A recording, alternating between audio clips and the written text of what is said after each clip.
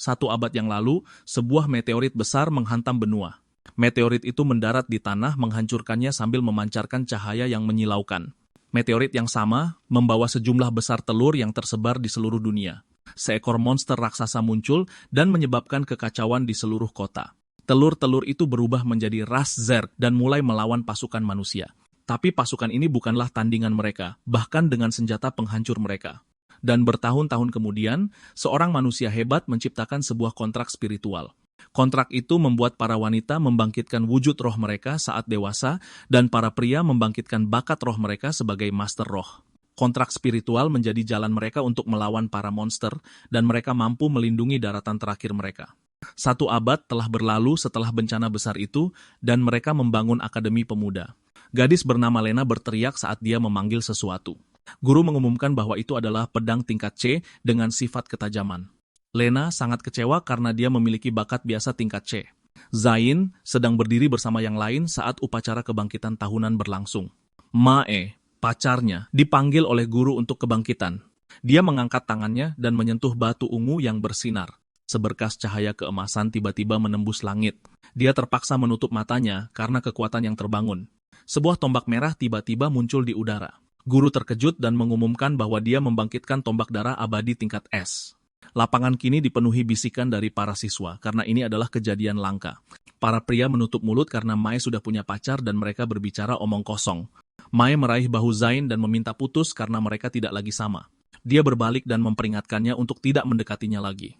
Siswa lain menertawakan Zain sementara dia menatapnya dengan alis berkerut. Zain percaya ini hanya masalah membangkitkan roh kelas S dan semuanya akan berubah.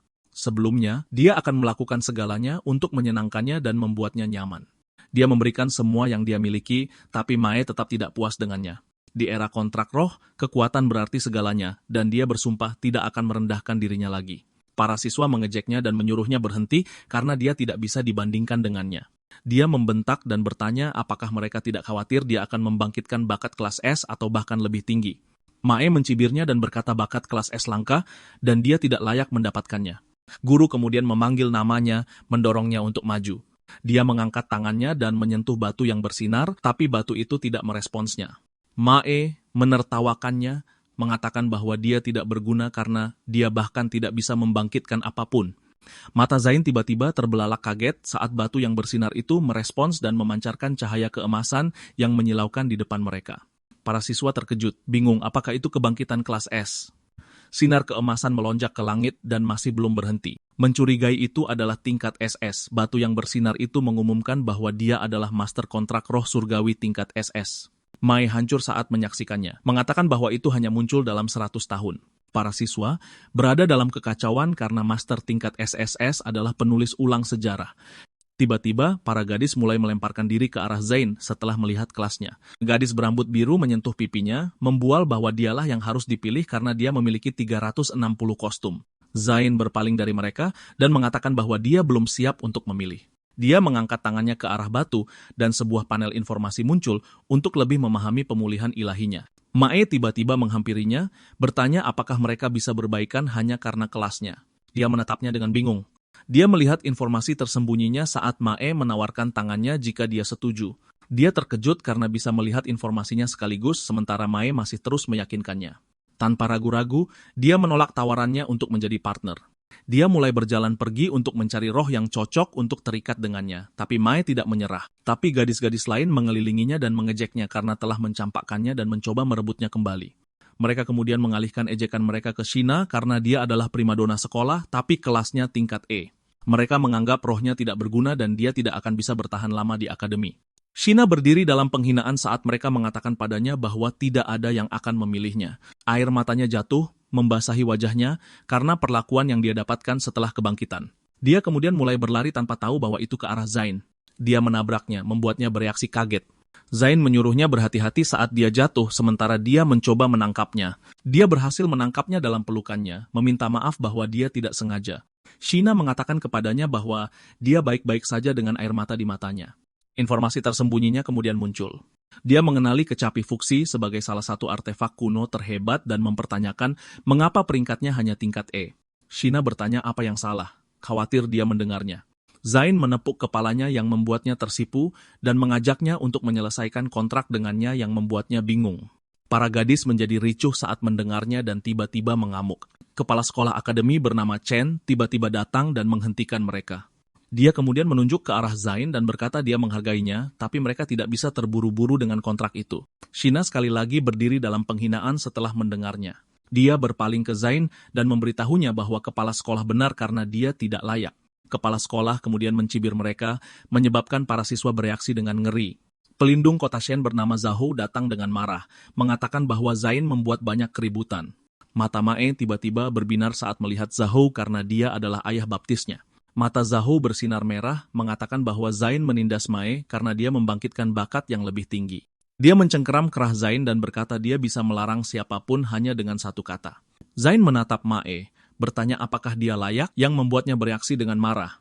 Zhao melompat ke arahnya dengan tangan terangkat karena dia tidak menghormati Mae, tapi seseorang meraih lengannya untuk menghentikannya. Zain tidak peduli dan hanya melihatnya terjadi di depan matanya. Chen melangkah untuk menenangkan Zhao, mengingatkannya bahwa Zain adalah seorang pembangkit SSS. Zhao masih marah tentang itu, tapi dia setuju dengan Chen, mengancam Zain jika dia berani membuat kontrak dengan Shina. Tapi Zain tidak goyah dan tetap memilih Shina untuk menjadi rekannya. Dia menarik Shina ke dalam pelukannya dan sekali lagi memintanya untuk membentuk kontrak dengannya. Dengan air mata berlinang, Shina meminta maaf karena telah menyebabkan begitu banyak masalah baginya. Tapi Zain menyuruhnya untuk tidak meminta maaf karena dia pantas menjadi rekannya. Sebuah lingkaran sihir tiba-tiba muncul dan sebuah rantai mengelilingi mereka berdua. Mata Zain bersinar keemasan saat dia mengaktifkan cahaya ilahinya, sementara Shina berteriak seolah kesakitan. Sebuah bola ungu tiba-tiba menyelimuti Shina sementara Zain berdiri di depannya. Kontrak berhasil, dan dia sekarang memegang senjata sihir kuno dengan panel sistem yang mengumumkan bahwa Shina menjadi roh tingkat SSS. Senjata kuno itu bersinar di udara dengan informasi tersembunyinya di atas. Zain terpesona karena Shina adalah roh yang kuat dan serba bisa. Sekarang setelah dia terikat dengan Zain, Shina akhirnya merasakan kekuatan roh tingkat SSS. Shina tidak percaya bahwa dia naik dari tingkat E ke tingkat tertinggi. Dia kemudian bergegas menuju Zain dan memeluknya untuk berterima kasih. Mae bergantung pada ayah baptisnya dan memintanya untuk membalaskan dendamnya, tapi dia menyuruhnya untuk tidak khawatir. Dia mengungkapkan bahwa dia sudah mengatur tes Master Roh untuk besok. Dia kemudian meminta imbalan pada Mae, yang mana Mae mengatakan bahwa mereka harus pergi ke tempat lama mereka. Matanya tiba-tiba bersinar merah saat dia menyetujuinya. Beberapa jam kemudian, sebuah unggahan kebencian viral di telepon. Itu adalah ulah Zhao, karena dia meminta orang lain untuk mengunggah hal-hal negatif tentang Zain. Mereka berdua kemudian melanjutkan urusan mereka. Mei memujinya karena hebat dalam segala hal. Dia menyeringai dan bertekad untuk menunjukkan kekejaman yang sesungguhnya pada Zain. Mei sekarang terengah-engah setelah kejadian itu. Di kafetaria, para anak laki-laki berbisik-bisik tentang betapa sampahnya level Shina, dan Zain hanya tertipu. Shina tersipu malu dan meminta maaf, tetapi Zain menepuk kepalanya dan menyuruhnya untuk tidak melakukannya. Dia kemudian memintanya untuk makan lebih banyak sarapan agar tidak ketinggalan dalam tes master. Sambil masih mengunyah, dia menyuruhnya untuk mengabaikan para badut itu dan membuktikan betapa kuatnya dia. Seseorang tiba-tiba memanggil Zain dan dia berbalik untuk melihat. Luma muncul bersama Mei dan mengklaim dia tidak cukup baik. Bahkan dengan peringkatnya yang tinggi, Zain bertanya siapa dia, dan dia dengan percaya diri memperkenalkan dirinya sebagai Master Roh baru Mei. Zain mempermainkan namanya, yang membuat Shina tertawa bersamanya dan membuat Luma marah, menyebabkannya membentak di depan mereka. Mei menahannya dan berkata bahwa mereka tidak sepadan dengan masalahnya. Dia memintanya untuk pergi karena tes akan segera dimulai, tetapi Luma masih menantang Zain sebelum pergi. Di dalam arena besar, fasilitator mengumumkan bahwa mereka harus lulus setidaknya satu level untuk lolos. Dia kemudian memanggil pasangan pertama untuk tampil, yaitu Luma dan Mei, membuat mereka berdua berjalan ke depan dengan percaya diri. Pintu raksasa telah terbuka. Cakar besar tiba-tiba menancap ke tanah. Tes pertama telah dimulai dengan tiram hitam tingkat kesulitan 1. Tubuh Mei bersinar merah saat Luma mengulurkan tangannya. Dia berubah menjadi tombak saat tiram hitam itu menyerang ke depan. Tiram hitam itu mengaum di depannya saat dia menyiapkan tombak. Monster itu menyerang lebih dulu, tapi Luma berhasil menghindari serangan itu. Dia kemudian melesat ke bawah dengan tombak yang bersinar. Dia menusukkannya ke tubuh tiram hitam itu, lalu melompat ke atas untuk menyerang lagi. Dia melesat ke arah monster itu dan mengancamnya. Sinar keemasan menghantam monster itu yang menyebabkannya menggeram kesakitan. Sinar itu meninggalkan lubang besar di dada monster itu sementara Luma mendarat dengan sempurna di tanah. Para siswa bersorak untuk mereka saat mereka menyaksikan kekuatan level S. Pertarungan itu ditayangkan melalui monitor di dalam. Pria tua itu memberitahu yang lain bahwa itu bukan satu serangan, tetapi itu tidak masalah. Wade angkat bicara, mengatakan bahwa mereka masih kesulitan membunuhnya. Tapi pria tua itu memukul kepalanya, menyuruhnya untuk tidak memerintahnya. Jugo dari Distrik 2 menyadari bahwa Mei 20% lebih lemah meskipun level S. Dia menambahkan bahwa dia mungkin hidup sembarangan yang menyebabkan sumber rohnya bocor. Zahu pura-pura batuk saat mendengarnya. Fasilitator mengucapkan selamat kepada Mei dan Luma karena telah menaklukkan tingkat kesulitan 7. Para siswa bersorak di bangku penonton mengatakan bahwa mereka benar-benar kelas S. Fasilitator kemudian melihat ke bawah saat dia memanggil pasangan berikutnya. Itu adalah Zain dan Shina menyuruh mereka naik ke panggung. Pintu raksasa itu kemudian perlahan terbuka di depan mereka. Mata Zain terbelalak saat dia bingung. Ada 10 tiram hitam yang muncul di hadapan mereka. Mereka berdua tidak bisa mempercayainya, dengan Shina berseru bahwa itu seharusnya tingkat kesulitan 1. Para siswa menyadari bahwa itu adalah penargetan resmi yang membuat mereka bersemangat. Fasilitator melihat ke belakang, mengatakan bahwa untuk memilih yang elit tingkat kesulitannya 10 kali lipat. Itu karena Zahu menyuapnya, mengatakan bahwa Zain tidak boleh lulus. Dia meminta maaf dalam hati karena Zain telah menyinggung seseorang. Tiram-tiram hitam itu mengaum keras saat mereka menyerbu ke arah duo itu. Shina berubah menjadi senjata sementara Zain menantang para monster. Dengan gerakan cepat tangannya, senjata-senjata mulai melesat ke arah monster yang mendekat. Tiram-tiram hitam itu terpotong-potong dalam hitungan detik. Semua monster itu kemudian jatuh ke tanah dengan anggota tubuh yang terpotong. Para siswa terkejut saat menyaksikan duo itu membunuh para monster dalam sedetik. Bahkan fasilitator pun tidak bisa mempercayainya, berpikir bagaimana itu mungkin terjadi. Wade berdiri dengan penuh semangat, berkomentar bahwa dia mengalahkan tiram-tiram hitam itu dalam 30 detik, tetapi Zain melakukannya dalam 1 detik. Jugo mengagumi betapa kuatnya dia, tetapi dia menyadari bahwa aturan tes tidak diikuti. Zahwa terpancing dan membela diri. Dia kemudian mengutuk dalam hati karena Zain terlalu kuat. Wade tersenyum dan berkata tidak apa-apa karena mereka sudah terlalu nyaman terlalu lama. Bahkan pria tua itu setuju, mengungkapkan bahwa dia ingin menguji batas kemampuan Zain. Tes tingkat kesulitan 2, kemudian dimulai dengan 20 ekor tiram hitam. Zain sekali lagi melambaikan tangannya dan menghasilkan sebuah lagu, memancarkan energi yang kuat di sekelilingnya. Energi biru itu menyambut monster-monster yang mendekat. Energi itu kemudian bertarung dengan mereka di udara, melemparkan mereka semua ke tanah tanpa meninggalkan goresan pada Zain. Zain sepertinya mengejek Zahu, mengatakan bahwa monster-monster itu tidak cukup. Para siswa berseru, mengatakan bahwa dia gila karena secara langsung menampar para pejabat. Wade dengan antusias menyatakan bahwa dia akan mengambil Zain, tetapi Yuri menghentikannya dan malah ingin mengambil Zain. Mereka berdua mulai bertengkar tentang siapa yang akan membawa Zain. Tapi Zuki menyela, mengatakan bahwa dia ingin Zane menjelajahi distrik keempat terlebih dahulu, yang membuat mereka berdua mengumpat padanya dengan marah. Pria tua itu menyuruh mereka berhenti berdebat, yang langsung mereka patuhi. Dia kemudian bertanya kepada Jugo tentang pendapatnya mengenai tes itu, yang menyarankan untuk menerapkan standar setinggi mungkin. Pria tua itu memejamkan mata dan setuju. Zahu tetap diam di belakang sambil mendengarkan mereka. Dia kemudian menyeringai lebar seolah-olah sedang merencanakan sesuatu yang ilegal. Kembali ke medan pertempuran, fasilitator mengumumkan bahwa tingkat kesulitan tes telah dinaikkan. Tingkat kesulitan 3 dimulai dengan kadal raksasa tingkat 2, bersama dengan burung petir tingkat 2 yang muncul. Para siswa menyadari bahwa tingkat kesulitannya terlalu tinggi karena itu adalah combo pertahanan dan serangan. Zain menertawakan mereka lagi dan berkata itu hanya akan membuatnya terlihat lebih kuat. Ini membuat Luma terkekeh dan menyebutnya sombong.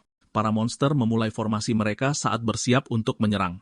Burung itu mencicit dan badai petir mulai terbentuk di mulut mereka. Petir itu kemudian muncul di hadapan Zain saat dia berdiri di tengah. Dia mengangkat tangannya untuk serangan balik, dan para prajurit mulai muncul dan menyerbu ke arah para monster. Mereka mengikuti perintah untuk membunuh musuh dan mulai menyerang kadal-kadal di darat. Burung-burung petir itu mencicit saat mereka mengeluarkan petir. Para prajurit langsung hancur saat petir menyambar. Sambaran petir tersebar di mana-mana, tapi Zain melompat ke atas dan tidak memedulikannya. Dia memancarkan energi keemasan saat dia mengaktifkan formasi lagu pemecah. Dia melewati petir itu tanpa satu goresan pun. Para siswa semua terkejut dengan cara yang berbeda-beda. Setelah menghabisi para monster, Zain perlahan turun ke tanah dengan zithernya. Dia mendarat di depan para monster yang berserakan sementara yang lain bingung tentang hal itu. Dia kemudian mengangkat satu jari, mengaktifkan lagu terakhirnya. Kadal dan burung-burung itu terlempar jauh sebelum mereka mencapai target mereka. Mereka tidak percaya bahwa Zain menang lagi dan berkata bahwa dia lebih mengerikan daripada para monster. Luma terkejut dan mengumpat dalam hati karena kekuatan luar biasa yang dimilikinya. Fasilitator mengumumkan bahwa tes tingkat kesulitan 3 telah selesai. Jugo dan Wade tidak percaya karena Zain dan Zither tidak dapat diprediksi. Pria tua bernama Zoro itu bertanya-tanya apakah Shina benar-benar level E. Dia memanggil Afu untuk datang, yang mana Afu segera mengikutinya. Dia bertanya apa tugasnya, lalu dia bertanya apakah dia bisa mengidentifikasi level Shina.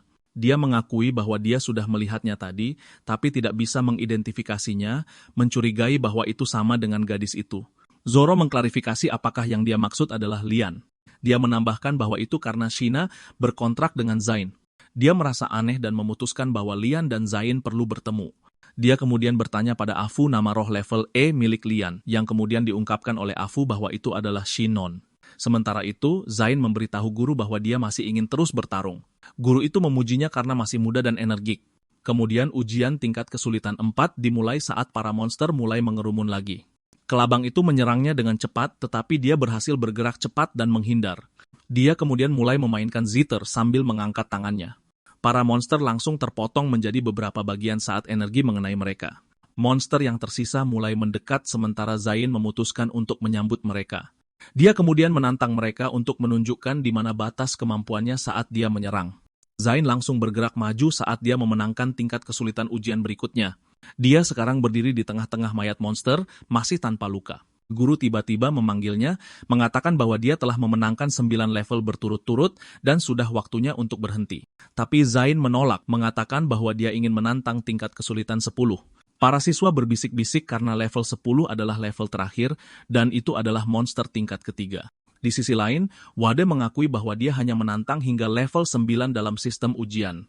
Dia ingat bagaimana dia menang dan memecahkan rekor sejarah di masa lalu. Jugo mengakui bakat Zain dan ingin merekrutnya di distrik kedua, tapi Wade menjadi marah. Dia kemudian membetulkan kacamatanya dengan senyum lebar. Dia sekarang diselimuti aura ungu sambil menantang Wade. Fasilitator mengingatkannya bahwa dia tidak akan menghentikannya, bahkan jika dia gagal melakukannya. Zain meminta waktu untuk beristirahat, tetapi dia menjawab bahwa ada peraturan. Zain menutup matanya saat aura hijau menyelimuti seluruh tubuhnya. Dia sekarang dalam kondisi pemulihan cepat saat dia memainkan lagu itu. Para siswa terkejut saat menyaksikan bahwa rohnya serba bisa. Sementara itu, Jugo dan Wade masih memperebutkannya saat aura mereka berbenturan. Seseorang tiba-tiba berdeham untuk menarik perhatian mereka. Itu adalah Leo dari distrik kelima yang bertanya apakah pantas bagi mereka untuk memiliki seorang penyembuh. Wade penasaran karena Leo juga ada di sana untuk merebut Zain. Leo kemudian meminta Zain untuk berada di distriknya, yang mana keduanya menolak dengan tegas. Zoro marah dan melayangkan pukulan, yang membuat mereka berhenti dan memanggil namanya. Zoro menegaskan kembali bahwa 8 distrik perang besar telah melakukan tugas mereka sendiri dan mencapai kesuksesan besar. 8 distrik perang ini menjadi tulang punggung mereka, menopang langit bagi rakyat. Dia kemudian mengumumkan bahwa dia punya rencana untuk membentuk distrik ke-9. Jugo tiba-tiba menjadi serius dan melihat ke monitor, berpikir apakah Zain benar-benar bisa menangani distrik ke-9. Seekor monster berapi tiba-tiba muncul. Itu adalah monster tingkat ketiga yang muncul sebagai awal dari bertahan hidup 3 menit dan level 10. Monster itu kemudian mengaum keras dan mengeluarkan kekuatan panas yang sangat besar. Para siswa nyaris tidak bisa bertahan saat panas mencapai mereka. Mereka kemudian menunjuk Zain karena dia tidak menghindar. Zain bertanya apakah Shina sudah siap dan dia menjawab bahwa dia akan mendukungnya apapun yang terjadi. Mata Zain bersinar keemasan saat dia bergegas menuju musuh. Monster itu mengaum sekali lagi, mengeluarkan api yang sangat besar. Zain berhasil menghindari bola api itu, menyebabkannya menghantam tanah dan menimbulkan ledakan. Dia menutup matanya dan mulai memainkan zithernya. Angin menyelimuti mereka saat dia melantunkan serangan angin. Mata fasilitator terbelalak saat angin kencang memperlihatkan kepalanya yang botak. Para gadis dan laki-laki mencoba untuk menahan diri karena begitu kuatnya angin itu. Sebuah pusaran angin tiba-tiba muncul di udara sementara Zain meminta maaf kepada mereka. Pusaran itu kemudian muncul di depan monster api merah, membuatnya mengaum kaget karena tidak bisa bergerak. Monster itu kemudian terlempar oleh angin, membuatnya berteriak kalah. Puing-puingnya berserakan di udara saat Zain mengalahkan monster tingkat ketiga. Para siswa tidak percaya bahwa Zain berhasil menyelesaikan tingkat kesulitan 10. Sementara Luma dan Mei frustrasi karena sorotan mereka dicuri, Zain menyadari bahwa memainkan lagu Zither tingkat tinggi secara paksa memiliki efek samping. Dunianya tiba-tiba runtuh saat hancur berkeping-keping. Seseorang tiba-tiba memberi selamat padanya dan mengatakan bahwa dia telah memasuki fase kedua. Zain mengalihkan pandangannya dan bertanya siapa dia, yang mendorong Jugo untuk memperkenalkan diri sambil meminta izin. Dia bertanya siapa yang akan menang antara manusia dan Zerg, yang diakui Zain adalah Zerg. Dia menambahkan bahwa dia berjuang untuk rakyat dan tanah tempat mereka tinggal. Seseorang tiba-tiba bertepuk tangan dan memujinya. Itu adalah Zoro, bertanya apakah dia bisa menjadi guru Zain. Zain terkejut menyadari bahwa Zoro berasal dari keluarga paling kuat di Kekaisaran Sha. 100 tahun yang lalu, 3 kaisar Zerg membuat kekacauan di Kekaisaran Sha yang agung. Tapi Zoro tiba tepat pada waktunya, mengalahkan 3 kaisar itu sendirian. Zain tersenyum ceria, bertanya apakah dia benar-benar bisa menjadi muridnya yang disetujui oleh Zoro. Dia kemudian membungkuk hormat, meminta Zoro untuk menerimanya. Zoro tersenyum dan meraih bahunya, mengatakan bahwa dia lebih baik daripada para Master District. Dia menambahkan bahwa dia belum menyiapkan sesuatu yang istimewa untuk pertemuan pertama mereka, jadi dia memberinya cincin yang terbuat dari tulang kaisar dengan ruang dimensi untuk menyimpan apapun. Zain menyadari bahwa cincin itu menyembunyikan aura kematian yang mengerikan, yang membuktikan bahwa kaisar tingkat 9 lebih kuat. Zoro menambahkan bahwa cincin itu bekerja melawan Zerg level rendah dan memprovokasi yang lebih kuat untuk menyerang. Zain langsung memakainya karena itu adalah hadiah dari gurunya yang membuatnya tertawa. Dia menjadi serius dan menoleh ke Jugo seolah-olah membiarkannya mendengar keluhan halusnya. Dia kemudian tersenyum pada Zain dan mengatakan akan mengajaknya dan Shina makan karena mereka telah menyelesaikan ujian. Di dalam restoran, Zoro memberitahu Zain bahwa dia juga mengundang para Master District lainnya agar dia bisa mengenal mereka. Jugo memperkenalkan dirinya sebagai Master dari zona perang distrik kedua. Dia kemudian memperkenalkan 3 lainnya, yaitu Yuri, Zuki, dan Leo. Zain dan Shina berdiri di hadapan mereka dan menyapa mereka semua dengan sopan. Yuri dan Zuki menyebutkan bahwa saudara-saudara yang lain tidak akan bisa datang karena jadwal mereka. Kakak ke-8 tiba-tiba muncul di belakang Zain. Dia memberinya nomornya dan berkata untuk menelepon jika dia dalam bahaya, tapi dia hanya punya 1 kesempatan. Dia kemudian langsung menghilang di depan mata Zain, yang mendorongnya untuk menyebutkan bahwa dia memiliki kepribadian yang sangat unik. Juga tiba-tiba melemparkan sebuah hadiah dan mengatakan kepadanya bahwa itu berisi seni bela diri dan hal-hal berguna lainnya. Zain menangkapnya tepat pada waktunya dan dengan gembira berterima kasih kepada semua seniornya. Seorang wanita tiba-tiba muncul, memarahi seseorang karena makan hotpot di belakangnya. Ternyata itu adalah Bibi Shina, memarahinya karena berpaling dari mereka sekarang setelah dia kaya raya. Dia kemudian bergegas maju sambil mengangkat tangannya dengan marah, tetapi Zain berhasil menangkapnya tepat waktu, yang mendorongnya untuk menyuruh Zain melepaskannya saat dia menarik tangannya. Dia mengenali Zain sebagai anak laki-laki yang membawa pergi Shina, jadi dia menuntut kompensasi. Shina menggertakkan giginya karena marah. Dia kemudian berteriak padanya untuk berhenti. Bibinya marah karena dia berani membentaknya. Dia balas berteriak dan memberitahunya bahwa Nino berasal dari distrik keempat untuk mengintimidasi mereka. Zuki menghentikannya saat dia mendengar dia menyebut distrik keempat, tetapi bibi itu menyuruhnya diam karena dia bukan siapa-siapa. Dia kemudian menunjuk Zoro, salah mengiranya sebagai kakek Zain. Dia menuntutnya membayar mahar karena mengambil Shina dan mengancamnya dengan penderitaan. Zoro membanting sumpitnya ke meja. Dia dengan marah meminta para Master Distrik untuk mengambil tindakan karena wanita itu memanggilnya pria tua. Ketiga master itu bergegas menelepon dan bertanya mengapa itu terjadi di distrik mereka. Wade hanya bersenandung di samping sambil menyeruput tehnya. Tante Shina tidak mundur memberitahu mereka bahwa dia juga punya orang-orangnya. Ponselnya tiba-tiba berdering di sakunya. Dia mengangkatnya dan dimarahi oleh Nino karena mengacaukan keluarga mereka. Zoro melipat tangannya dan mengatakan padanya bahwa dia tidak punya siapa lagi di atas sana sekarang. Nino mengatakan padanya jika dia ingin mati, sebaiknya lakukan lebih cepat dan jangan membebani keluarga mereka. Tiba-tiba ponselnya jatuh ke tanah. Dia juga terduduk di tanah dalam kebingungan. Pelayan memintanya untuk tidak membuat masalah lagi, tetapi dia beralasan bahwa mereka menindasnya. Dia mengamuk di lantai, berteriak bahwa para spirit master menindas orang biasa.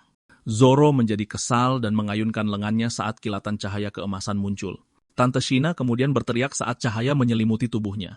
Shina membungkuk dan meminta maaf kepada guru mereka atas masalah yang disebabkan tantenya, tetapi Zoro menghiburnya dan mengatakan bahwa dia dan Zain bisa tinggal di rumahnya mulai sekarang. Dengan air mata di matanya, Shina mengucapkan terima kasih padanya. Zoro kemudian menyuruh mereka untuk tidak sungkan dan menawarkan makanan di atas meja. Dia kemudian menjelaskan bahwa ada beberapa aturan yang harus diikuti saat makan malam 9 kotak. Dia menambahkan bahwa lauk pauk untuk hotpot dan sudut-sudutnya untuk merebus. Zain menunjuk dirinya sendiri dan bertanya apa perannya, tetapi Zoro mengatakan kepadanya bahwa setiap orang punya jalannya masing-masing. Zain tenggelam dalam pikirannya setelah mendengarnya, sementara mata gurunya tiba-tiba terbelalak kebingungan. Dia tiba-tiba sadar bahwa semua daging sapi dan perut babinya hilang. Shina kemudian menyorongkan semua itu ke sisi Zain, yang membuatnya bingung. Dia mencoba menyembunyikannya dan tersenyum palsu, bertanya di mana para ipar perempuannya. Jugo bertanya apakah Zain dan Shina sudah bersama karena para master bisa meniru sebagian kemampuan spirit. Dia menambahkan ada 2 jenis wujud spirit, yaitu terwujud dan memanusia, dan para ipar perempuannya berada dalam wujud humanoid untuk menjaga posisi saudara-saudaranya. Master dan spirit bisa bertarung bersama atau terpisah, tetapi hanya jika mereka sudah tidur bersama. Jugo bertanya apakah Shina benar-benar level E yang diakui Zain, tetapi dia punya kemampuan untuk membangkitkan kembali keilahiannya, yang menjadikannya level SSS. Saudara-saudara itu sangat terkejut mendengarnya karena itu aneh. Dia mengungkapkan bahwa dia tidak memilih pasangannya secara acak dan menggunakan kemampuannya untuk itu. Zoro memerintahkan Zain untuk menjaga bakatnya di antara mereka dan meminta Jugo untuk merahasiakannya, yang membuat keduanya menuruti dengan sopan. Saat mereka sedang makan, Leo dan Yuri mengungkapkan bahwa mereka telah membuat kemajuan dalam melawan Zergi. Zoro berdiri dan mengangkat minumannya untuk bersulang, membuat para master distrik mengikuti jejaknya. Sesampainya di depan rumah Zoro, Zain bertanya apakah dia baik-baik saja. Sambil memegang pintu, Zoro mengabaikan pertanyaannya dan menyuruh mereka untuk melihat rumah baru mereka. Zain dan Shina terkejut karena tidak menyangka Zoro punya rumah di kota Shen. Zoro mengungkapkan bahwa itu adalah tanah air istrinya, yang mendorong Zain untuk bertanya di mana istrinya sekarang. Zoro tiba-tiba menggigil di depan. Dia sangat marah saat memberitahu mereka bahwa istrinya tewas dalam pertempuran. Dia menambahkan bahwa dunia hanya tahu namanya, tetapi tidak dengan nama istrinya yang mengorbankan dirinya. Zain tiba-tiba meminta maaf padanya karena telah menyinggungnya. Zoro menyuruhnya untuk bersikap baik pada Shina karena mereka juga manusia, yang membuatnya setuju. Zain menanyakan nama istrinya dan dia menjawab bahwa namanya Mayu. Jika dia masih hidup, dia lebih pantas menjadi penyelamat kekaisaran karena melawan 2 kaisar Zerg. Zoro kemudian berbalik dan menyuruh mereka mencari kamar yang mereka sukai untuk beristirahat. Di luar rumah, Zoro sedang duduk dengan foto Mayu sambil memandangi bulan. Tiba-tiba seseorang memanggilnya, yang membuatnya menoleh. Itu adalah Zain dan Shina, yang ingin menemani guru mereka memandangi bulan di atas. Zoro berdiri dan mengenang waktunya bersama sang istri. Dia memancarkan aura emas dan memberitahu Zain bahwa dia akan mengajarinya jurus bela diri terbaiknya. Dia berteriak sekuat tenaga, membelah pohon besar menjadi 2 dengan pukulannya. Dia mengungkapkan bahwa itu adalah teknik bernama Baki yang memiliki total 8 kunci. Zain juga memancarkan aura emas sambil mengangkat tinjunya, bertanya apakah itu benar. Dia terkejut melihat Zain melakukannya hanya dengan menonton, sementara Wade butuh setengah tahun untuk menguasainya. Zain memejamkan matanya, mengatakan bahwa dia merasakan energi di tempat yang tepat. Zoro melesat ke arah Zain, mengatakan bahwa dia akan mengajarinya teknik 8 tinju mematikan. Zain terlempar oleh kekuatan itu setelah dia menyerangnya seketika. Zoro menyeringai, ingin Zain sadar bahwa tidak baik menjadi terlalu jenius. Dengan tinju terkepal, dia mengatakan padanya bahwa rasanya menyenangkan memberi pelajaran pada murid berbakat. Teriakan Zain menggema di mansion, memohon agar gurunya bersikap lembut. Keesokan harinya di Akademi Remaja, Shina bertanya apakah wajah Zain masih sakit, tetapi dia menyangkalnya. Luma dengan antek-anteknya muncul, mengungkapkan bahwa mereka akan dibuang seperti sampah. Shina bertanya apa maksud mereka, tetapi Zain menyuruhnya untuk tidak khawatir. Chen menyambut mereka saat mereka tiba di ruang kepala sekolah. Dia mengungkapkan bahwa dia punya kabar buruk, menambahkan bahwa mereka akan ditugaskan ke Kota Biru Tua sebagai garda depan. Dia memberi mereka surat pemberitahuan dan meminta mereka untuk melapor ke organisasi. Dia mengatakan kepada mereka bahwa itu sedikit berlebihan, tetapi Zain menerima keputusan itu. Zain menganggap ini mungkin yang dikatakan gurunya tentang menempuh jalannya sendiri. Luma muncul lagi, mengejek Zain karena menyinggung para pejabat meskipun dia sudah lulus. Mereka menghalangi jalan mereka, yang membuat alis Zain berkerut karena marah. Tinju Luma bersinar ungu, menantang Zain untuk bertarung karena kekuatannya telah berlipat ganda. Zain bergegas ke arahnya untuk melayangkan pukulan demi membalas penghinaan di masa lalu. Pukulan mereka beradu di tengah, menyebabkan gelombang kekuatan di sekitar mereka. Tulang-tulang Luma tiba-tiba hancur di dalam tangannya. Dia menangis dan berteriak kesakitan sambil memegangi tangannya yang patah. Zain tiba-tiba muncul di hadapannya. Menyusul dengan serangan, tinjunya mendarat di pipinya, membuatnya pingsan di tanah. Zain menggandeng tangan Sheena, menyuruhnya pergi untuk melapor tugas. Chen tiba-tiba berteriak, menyuruh yang lain untuk membawa Luma ke Ux karena kekurangan ginjal. Zain tiba di resepsionis, tetapi resepsionisnya sibuk bermain, jadi dia bilang akan ikut bergabung. Resepsionis itu akhirnya mengangkat kepalanya karena kaget mendengarnya akan bergabung. Dia menjadi gugup dan nyeplos bahwa Zahu ingin mereka berdua mati. Dia mengetik dengan cepat di komputernya, mengatakan bahwa Zain adalah kapten dari skuad 0527. Di dalam organisasi Guardian, setiap kota memiliki tim yang bertanggung jawab untuk mengawasi Guardian lainnya. Dia kemudian memberitahu Zain dan Sheena arah kantor skuadnya. Saat memasuki kantor, mereka mendapati ruangan itu sangat berantakan. Keduanya menutupi wajah mereka karena tidak percaya. Seorang gadis berambut merah bertanya siapa mereka, mendorong Zain untuk memperkenalkan dirinya sebagai kapten skuad. Pria itu tiba-tiba menatap mereka dengan bingung. Dia berbalik dan terkekeh karena Zain masih muda. Dia melambaikan tangannya untuk menyuruh mereka pergi, membuat Zain berpikir bahwa pria itu menyedihkan. Pria itu tiba-tiba bangkit dari tempat tidur. Dia mencondongkan tubuh lebih dekat ke Sheena dan memintanya untuk menjadi spiritnya. Zain tiba-tiba memukul wajahnya, membuatnya terlempar. Wajah pria itu retak saat dia meringis kesakitan. Pria bernama Yu Uji itu kini sedang minum di lantai, sementara gadis bernama Yuna mengucapkan selamat tinggal padanya. Yu Uji meminta uang untuk minum, tetapi Yuna menutup pintu dan mengabaikannya. Dia kemudian memberitahu Zain dan Sheena bahwa skuad ini miskin, tetapi Zain mengatakan kepadanya bahwa itu hanya sementara. Yu Uji berjalan ke arah laptop, menunjukkan bahwa skuad mereka berada di peringkat poin terakhir. Dia mengungkapkan bahwa hanya tersisa 2 bulan lagi dan organisasi akan menyingkirkan mereka. Kota bawah tidak teratur, menjijikkan, dan kumuh yang membuatnya sulit untuk bertahan hidup. Dia melempar botol alkohol dan menyuruhnya enyah jika tidak mau mati. Zain menyadari bahwa Zahu melakukan yang terbaik untuk membawanya ke kota bawah dan membiarkannya mati. Sheena menyuruhnya pergi karena Yuji tidak ada harapan, tetapi Zain tetap teguh untuk menyelesaikan masalah itu. Dia menambahkan bahwa bahkan jika dia berani bergabung dengan tim lain, Zain tidak akan membiarkannya pergi. Dia berbalik mengatakan bahwa mereka harus tetap tinggal dan membentuk kembali skuad untuk menjadikannya nomor 1. Dengan tekad yang kuat, dia ingin rencana Zain gagal total. Yuna menyuruh mereka keluar, mengatakan bahwa mereka juga tidak diterima di sana. Zain berbicara dan memanggilnya dengan nama aslinya, yang membuatnya berdiri dan bertanya mengapa dia bisa melihat menembus keahliannya. Zain dengan sombong memberitahunya bahwa dia sudah memperkenalkan diri dan hanya sedikit memamerkan kekuatannya.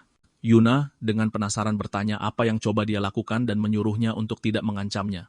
Tetapi dia mengajaknya untuk melakukan misi bersamanya dan dia akan mendapatkan setengah dari keuntungan.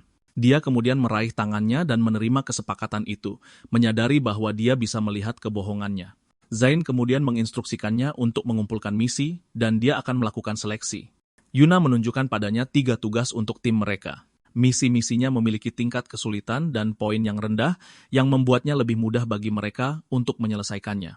Tetapi Zain memilih misi dengan poin terbanyak, yaitu membersihkan Zerg, tetapi direkomendasikan untuk 6 hingga 8 orang. Yuna terkejut, bertanya apakah dia gila karena tim yang direkomendasikan lebih besar. Tetapi Zain memberitahunya bahwa hanya misi seperti itu yang akan menghasilkan poin untuk kembali.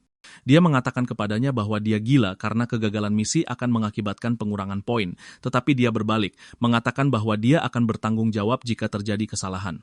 Yuna mengabaikannya karena dia setuju untuk bekerja dengannya. Sementara itu, seseorang memanggil kaptennya dan mengumumkan bahwa misi Zerg di selokan telah diambil. Kapten terkejut, bertanya siapa yang mencuri misi mereka. Dia kemudian memanggil timnya untuk memeriksa siapa yang mencuri misi Zerg. Yuna memberitahu mereka untuk berhati-hati karena pendeteksi kehidupan mendeteksi 8 Zerg Orde kedua. Zain menatap Sheena dan tersenyum padanya. Dia kemudian langsung bergegas masuk dan menyuruh Yuna untuk menunggu di pintu masuk. Yuna berteriak bahwa itu adalah Orde kedua dan tim normal tidak bisa mengalahkan satupun. Tetapi yang dia dengar hanyalah keributan di dalam, membuatnya mengutuk dalam hati. Dia bergegas masuk seketika karena sesuatu terjadi begitu cepat. Saat tiba di dalam, dia menemukan keduanya berdiri di tengah-tengah mayat. Zain sekarang sedang menyeka tangannya, memberitahunya untuk tidak khawatir karena semuanya sudah berakhir. Alis Yuna berkerut karena terkejut, bertanya apakah dia yang melakukan semua itu. Zain mengonfirmasi, mengatakan bahwa misi berjalan dengan baik dan dia bisa mendapatkan banyak uang dengan mengumpulkan material. Zain melambaikan tangannya, menambahkan bahwa penjaga yang hilang adalah orang yang tewas itu. 1 jam kemudian, beberapa orang bergegas masuk. Kelompok itu terkejut saat melihat semua 10 Zerg telah mati. Pria itu memeriksa dan menemukan bahwa semuanya adalah pembunuhan sekali pukul. Dia memberitahu kaptennya bahwa misi telah selesai, yang membuatnya bertanya-tanya siapa yang melakukannya. Di kantor pelindung, asisten memberitahu Zahu bahwa skuad Zain menyelesaikan 2 misi dan poin mereka telah dinaikkan. Zahu menggebrak meja dengan marah, mengutuk asistennya. Dia mengertakkan giginya, ingin membuat hidup Zain seperti di neraka. Dia memanggil asistennya Ben, memerintahkannya untuk memberitahu skuad lain untuk mengambil semua misi. Kembali di mansion, Zoro bertanya apakah Zain membutuhkan bantuan untuk menangani Zahu, tetapi dia menolak. Dia mengungkapkan bahwa dia lebih khawatir tentang organisasi karena mereka tidak melakukan apa-apa. Zoro memberitahunya bahwa akarnya sudah busuk dan tidak ada obat untuknya. Itulah sebabnya dia memilih Zain. Yang terakhir bertanya apakah Zoro ingin dia menjadi api, tetapi dia hanya mengatakan bahwa jalan itu ada di dalam dirinya. Zain kemudian memberitahu tuannya bahwa dia tidak bisa menembus tingkat kedua dari Eight Fist. Tetapi Zoro menjawab bahwa dia harus mengingat kata-kata antara hidup dan mati yang membuatnya bertanya-tanya tentang itu. Dia berbaring dengan puas, akhirnya bisa beristirahat. Tetapi Shina masuk ke kamarnya dan meminta untuk tidur bersamanya, yang membuatnya mengatakan bahwa mansion itu terlalu besar untuk mereka tidur bersama. Dia kemudian mengungkapkan bahwa Zoro mengunci semua kamar lain yang tersedia. Dia berdiri dan mengatakan padanya bahwa dia akan tidur di lantai untuknya, tetapi Shina menolak, mengatakan bahwa dia juga harus tidur di tempat tidur. Mereka berdua kemudian tidur dengan nyenyak sepanjang malam. Keesokan harinya, Zain mengakui bahwa dia telah beristirahat dengan baik dan ingin mencari misi baru hari ini. Yuna dan Yuji sekarang berada di dalam dan membacakan semua informasi yang mereka miliki. Dia kemudian membungkuk padanya dan meminta maaf, tetapi Zain hanya mengatakan padanya bahwa mereka adalah rekan. Yuna memberitahunya bahwa jika dia tinggal di sana lebih lama, dia akan menjadi tidak berguna lebih cepat.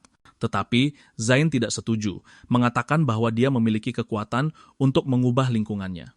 Yuji menoleh padanya, mengatakan bahwa dia telah menyinggung Zahu, dan dia akan melakukan segalanya untuk membuatnya lenyap. Yuna mengungkapkan bahwa semua misi telah diambil alih, dan tidak ada yang tersisa. Zain bertanya padanya tentang kota-kota lain, yang membuatnya bingung. Dia kemudian mengubah lokasi mereka ke kota Shanghai, menyegarkan misi dan menerimanya seolah-olah milik mereka. Yuna mengumpat kaget saat menyaksikannya. Dia kemudian menambahkan bahwa mereka harus melakukan perjalanan ke kota-kota terdekat untuk menyelesaikan misi. Namun, jalan keluar kota penuh dengan monster Zerg tingkat tinggi. Saat mengendarai mobil, 3 Zerg sedang menunggu di depan mereka. Shina bertanya apa itu, yang dijawab Zain bahwa itu adalah lalat kematian Orde Pertama. Youji tiba-tiba menyadari sesuatu. Dia bangkit dan berteriak pada mereka dengan ngeri. Pusaran lalat kematian sekarang ada di depan mereka. Zain memperhatikan jumlah Zerg yang besar, yang membuatnya destruktif. Yuji tertawa gembira dan meminta mereka untuk menerjang Zerg-Zerg itu. Yuna memanggil kapten mereka. Dia menunjukkan bahwa ada karavan yang dikejar oleh badai lalat kematian. Dia bertanya apakah dia ingin menyelamatkan mereka, yang dijawab Zain bahwa dia harus berbelok tajam ke kanan dan menyelamatkan mereka dengan kekuatan penuh. Yuji mengangkat botol anggurnya dan dengan antusias bersorak untuk mereka, sementara Yuna menyuruh mereka duduk tenang saat dia mengemudikan setir. Yuji terlempar ke belakang karena kekuatan itu, tetapi dia masih tersenyum lebar meskipun memar. Mobil mereka menyambut badai, sementara karavan itu lari darinya. Kepala pelayan memberitahu nona muda bernama Tina bahwa badai akan mengejar kecepatan mereka. Tidak mungkin bala bantuan tiba, jadi dia memikirkan sesuatu. Dia memegang radio dan memerintahkan semua orang untuk melaksanakan rencana pengorbanan. Tina meminta mereka untuk kembali, tetapi para penjaga mengatakan kepadanya bahwa itu adalah tugas mereka untuk melindunginya. Mobil-mobil mereka berhenti saat menghadapi badai, melaksanakan perintah. Mereka semua menembakkan senjata mereka saat mencoba menghentikan Zerg. Itu menyebabkan ledakan pada badai yang mendekat. Mereka semua berteriak kesakitan saat badai menelan mereka semua. Tina menangis sambil menyalahkan dirinya sendiri atas kematian mereka. Dia kemudian melihat keluar jendela, bingung dengan suara itu. Bulan sabit emas melonjak ke arah badai. Itu adalah serangan Zain saat dia memainkan sitarnya. Sekelompok bulan sabit emas dipancarkan saat dia terus bermain. Itu kemudian melonjak ke arah Zerg dan membunuh mereka satu persatu. Tina melihat keluar jendela dengan tidak percaya. Kedua mobil mereka sekarang melaju berdampingan menjauhi badai. Zain mengangkat tangannya sambil terus memainkan sitarnya. Tina tidak percaya ada seseorang yang bisa membubarkan badai. Badai itu tiba-tiba mengeluarkan sulur-sulur gelap saat berputar. Pecahan-pecahan gelap sekarang mendekati arah mereka. Yuji berteriak agar Zain berhati-hati dan melindunginya dari pecahan-pecahan itu. Pecahan-pecahan itu menembus tubuhnya membuatnya mendarat di atas mobil. Dia tertawa dan berkata pada Zain kalau itu menyenangkan sementara Zain menyadari kalau itu beracun. Tapi tubuh Yuji mengeluarkan sendiri pecahan-pecahan itu membuat semuanya jatuh ke kap mobil. Zain menjadi penasaran dan memeriksa kemampuan Yuji. Dia melihat bahwa Yuji memiliki bakat keabadian level SS yang membuatnya heran. Yuji duduk, tahu kalau Zain bingung dan memintanya untuk memohon jawaban. Tapi Zain memunggunginya, berkata kalau dia tidak tertarik sama sekali. Suara bersin menggema di dalam mobil. Zain berpikir ada seseorang yang memikirkannya sementara Shina mengumumkan kalau mereka sudah sampai. Yuji melihat ke atas untuk melihat apa yang ada di depan mereka. Itu adalah sekumpulan Zerg yang mengaum pada mereka. Seolah-olah mereka hanya menunggu mangsanya. Alis Shina berkerut saat dia waspada. Zain kemudian memanggilnya saat mereka akan memulai misi. Banyak Zerg menyerbu mobil mereka dari segala arah, tapi Zain memainkan musik pada zetternya untuk menyerang mereka. Energi biru mulai menyerang para Zerg, membuat mereka mengaum kesakitan. Semua Zerg tergeletak tak bernyawa di tanah. Yuji tidak percaya sekelompok Zerg lagi terbunuh dalam hitungan detik, sementara Yuna mengakui kalau Zain selalu membuatnya terkesan. Monitor menunjukkan bahwa setiap misi telah selesai. Mengawasi monitor. Mereka terkejut karena itu adalah pembantaian sepihak. Pria itu memberitahu mereka kalau itu adalah Squad 0527 kota Deep Blue. Dia melempar tabletnya dengan marah karena mereka telah mencuri poin mereka. Dia meminta tim 1 untuk mengikutinya dalam sebuah misi yang langsung mereka setujui. Setibanya di lokasi misi, mereka tidak senang dengan skuad Zain karena menjadi perundung misi. Dua orang lainnya dengan bersemangat saling memberitahu bahwa mereka akan memamerkan kekuatan mereka, tapi kapten mereka meminta mereka untuk melihat ke depan. Mereka menemukan ular ekor iblis sudah terpotong-potong di tanah. Sang kapten mengepalkan tinjunya, mengatakan kalau para perundung misi sudah keterlaluan. Dia memanggil Soya untuk menemukan para perundung misi, yang langsung disetujui oleh Soya. Tapi rekan setimnya menghentikan kapten, mengatakan kalau mereka sudah meninggalkan kota. Dia mengungkapkan bahwa seseorang melihat mobil pikap hitam mereka meninggalkan kota setelah menyelesaikan misi. Kapten itu mendengus setelah mendengarnya, mendorong rekan setimnya untuk bertanya apa yang salah. Di markas besar organisasi penjaga, Ming merasa aneh karena tingkat penyelesaian misi meningkat. Dia meminta asistennya untuk mencari berkas para perundung misi yang dia sebutkan. Dia memilih untuk melihat siapa dia sebenarnya. Asistennya tiba dan membawakan berkas yang diakses kepadanya. Dia kemudian menyuruhnya untuk kembali dulu. Dia menemukan informasi berkas Yuji dan Yuna. Dia menggertakkan giginya setelah tahu kalau itu adalah berkas sangat rahasia. Dia berpikir berkas terakhir tidak mungkin sangat rahasia juga, tetapi dia menemukan berkas Zain tidak berisi apa-apa. Teleponnya tiba-tiba berdering yang menarik perhatiannya. Dia menyapa si penelepon, yang ternyata Jugo di seberang sana. Dia terkejut setelah mengetahui bahwa itu adalah Jugo, orang yang bertanggung jawab atas zona perang kedua. Dia dengan sopan menanyakan niatnya, tapi Jugo memberitahunya untuk tidak mengutak-atik berkas sangat rahasia. Ming membetulkan kacamatanya, mengatakan kalau itu keterlaluan. Sementara itu, seekor Zerg besar muncul di hadapan Zain dan mengaum padanya. Zerg besar itu menyerbu ke arah Zain sementara dia mengeluarkan sabit emas untuk menyerang. Zerg itu kemudian melancarkan serangan ke arahnya, tapi Zain berhasil menghindar saat dia melompat ke atas dan membunuh Zerg itu. Misi nomor 18 mereka telah selesai, sementara Zain meminta Yuna untuk memeriksa poin mereka. Yuna langsung menuruti, sementara Yuji bersorak dan mengatakan mereka pasti nomor 1. Total poin mereka adalah 1.800, tapi peringkat mereka masih di urutan paling bawah. Yuji dan Shina terkejut bertanya bagaimana mungkin. Zain mengambil tablet itu, curiga kalau itu karena Zaho. Peringkat kedua dari bawah adalah 2.300 poin, hanya sedikit di atas mereka, tapi ada puluhan tim di sana. Zain menyadari bahwa mereka menggunakan kontrol poin dan setuju untuk menyamakan skor. Dia mengutuk, menyadari bahwa mereka terus-menerus menjadi sasaran. Zain membalikkan badan, memberitahu mereka untuk tidak khawatir karena mereka masih punya kesempatan untuk mengambil alih yang langsung disetujui oleh timnya. Kemudian, mereka berdua tiba di kediaman Zoro. Zoro bertanya tentang perjalanan mereka, tapi Zain mengakui hasilnya tidak bagus. Dia menambahkan bahwa mereka telah menyelamatkan konvoi seorang pedagang. Zoro tertawa karena Tina terus mengganggunya tentang cara membangkitkan bakatnya dan menjadi spirit. Dia mengungkapkan bahwa mereka sudah berteman lama dengan keluarga Tina, dan mereka termasuk dalam 5 besar. Alis Zain berkerut, mengetahui bahwa identitas Tina tidak sesederhana itu. Ternyata kepulangannya memang disengaja, tetapi terganggu oleh Zain. Tapi Zoro memberitahunya tidak apa-apa karena mereka mengawal barang miliknya yang merupakan hadiah untuk Zain. Dia membuka kotaknya, memperlihatkan 2 ramuan terobosan. Zain mengenali bahwa ramuan itu meningkatkan segalanya, sementara Zoro meminta mereka berdua untuk menelannya masing-masing. Mereka berdua berterima kasih dan mengambil ramuan itu. Mereka kemudian meminum ramuan itu tanpa ragu-ragu.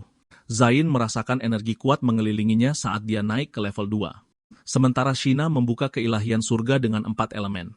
Zain menoleh padanya dan mengetahui bahwa keilahian baru muncul. Sebuah not musik dan energi keemasan mengelilinginya. Dia berhasil membuka api liar musim semi dan guntur 6 dimensi. Mereka berdua sekarang terengah-engah. Zain menatap tangannya dan berkata bahwa ramuan itu terlalu kuat baginya untuk membuka kemampuan baru. Pipi Shina memerah, mengatakan kalau luar biasa memiliki begitu banyak kekuatan di dalam dirinya. Zoro memuji mereka, mengatakan bahwa mereka tidak mengecewakannya dengan penampilan mereka. Telepon Zain tiba-tiba berdering. Itu Yuna memberitahunya bahwa misi baru telah diperbarui. Itu adalah Zerg Ranger dengan 1000 poin dan tingkat ancaman tier 3+. Zain menyuruh Yuna untuk menemui mereka di Jalan Iksiksa untuk membahas misi. Dia kemudian meraih tangan Shina dan memberitahunya bahwa ada misi baru. Zoro menatap cangkirnya, mengatakan bahwa hari itu penuh peristiwa. Afu memberitahunya bahwa Lion telah ditemukan di kota Shanghai, tapi dia tidak mau kembali. Sementara itu, di Jalan Shiksa, Yuji dan Yuna telah menunggu mereka berdua. Yuna bertanya apakah Zain sudah memikirkan tentang misi itu. Dia kemudian mengatakan bahwa mereka harus menyalip poin. Yuna memberitahunya bahwa para ranger, bahkan yang masih muda, terlalu berbahaya bagi mereka. Tapi Zain bertanya padanya apakah dia tahu apa arti siaga merah yang membuatnya bertanya balik. Itu berarti begitu mereka tumbuh, mereka akan menghancurkan kota, dan sebagai penjaga, mereka harus melindungi umat manusia. Sekelompok orang berkumpul melihat bakat khusus para ranger, yaitu tenda hitam. Shiro, sang kapten tim, memberitahu mereka bahwa tenda hitam bisa mengisolasi persepsi. Tofu bertanya, mengapa organisasi mengirim mereka dan membuat misinya menjadi publik, tapi Shiro menjawab bahwa mereka butuh kambing hitam. Mulut mereka tenggangga geli saat mereka sadar. Shiro menyeringai, memberitahu mereka untuk tidak melakukan apa-apa sampai umpan gelombang pertama masuk. Dia kemudian melihat Zain dan timnya. Sementara itu, Zain memberitahu timnya untuk berhati-hati karena tenda hitam. Yuna bertanya apakah dia siap karena tidak ada jalan untuk kembali. Yuji memberitahu mereka itu tidak akan mempan padanya, sementara Zain memberitahu mereka untuk tidak mengkhawatirkannya. Mereka berempat terkunci saat masuk ke dalam tenda. Asap hitam menyelimuti seluruh bangunan. Mereka telah tiba di dalam bangunan yang ditinggalkan. Zain mengumumkan bahwa aura Zerg di dalam sangat kuat, jadi mereka harus tetap waspada. Shina mengungkapkan bahwa rasanya seperti sedang ditatap oleh sepasang mata tak terlihat. Mereka berjalan masuk sambil tetap berdekatan satu sama lain. Shina bertanya pada Zain apakah dia mendengar suara aneh itu. Mereka merasa seperti ada kekuatan yang menyedot kehidupan mereka. Yuna mengungkapkan bahwa tenda hitam itu memiliki perampasan kehidupan dan akan menyedot kekuatan hidup mereka sampai mati. Yuji menambahkan bahwa mereka hanya punya waktu setengah jam untuk menyelesaikannya, atau mereka akan menjadi nutrisi bagi ranger itu. Yuna menunjuk ke depan, bertanya apakah dia membicarakan bola hitam itu yang disetujui Yuji saat mereka menatap ke depan. Dia menambahkan bahwa itu benar-benar bola itu karena bersinar merah di dalamnya. Zain bertanya apakah mereka hanya perlu menghancurkannya, tetapi tanah tempat mereka berdiri sepertinya telah meleleh. Mereka berempat menjadi waspada saat mereka mulai tenggelam. Yuna mengumpat saat separuh tubuhnya tenggelam. Yuji menangkapnya dan menyuruhnya berhati-hati. Zain menyuruh mereka bertahan karena dia akan datang menyelamatkan mereka. Tapi tanah mulai bergerak dan menjulang di hadapan mereka. Zain mengungkapkan bahwa itu adalah bakat kedua dari seorang ranger. Itu memberikan kehidupan pada benda lain. Shina bersinar, menyuruhnya untuk menerobosnya bersama-sama. Dia berubah menjadi kecapi dan memposisikan diri di depan Zain. Mata Zain bersinar keemasan, bertekad untuk melawannya bersama-sama. Dia melepaskan serangan sabit emas.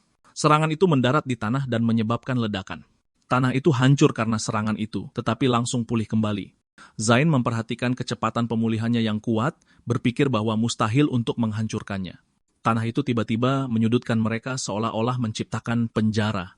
Zain menyadari bahwa ranger itu mencoba menjebak mereka di dalam. Sebuah cahaya muncul saat Zerg mulai menyerbu dari belakang dan membuat Shina waspada.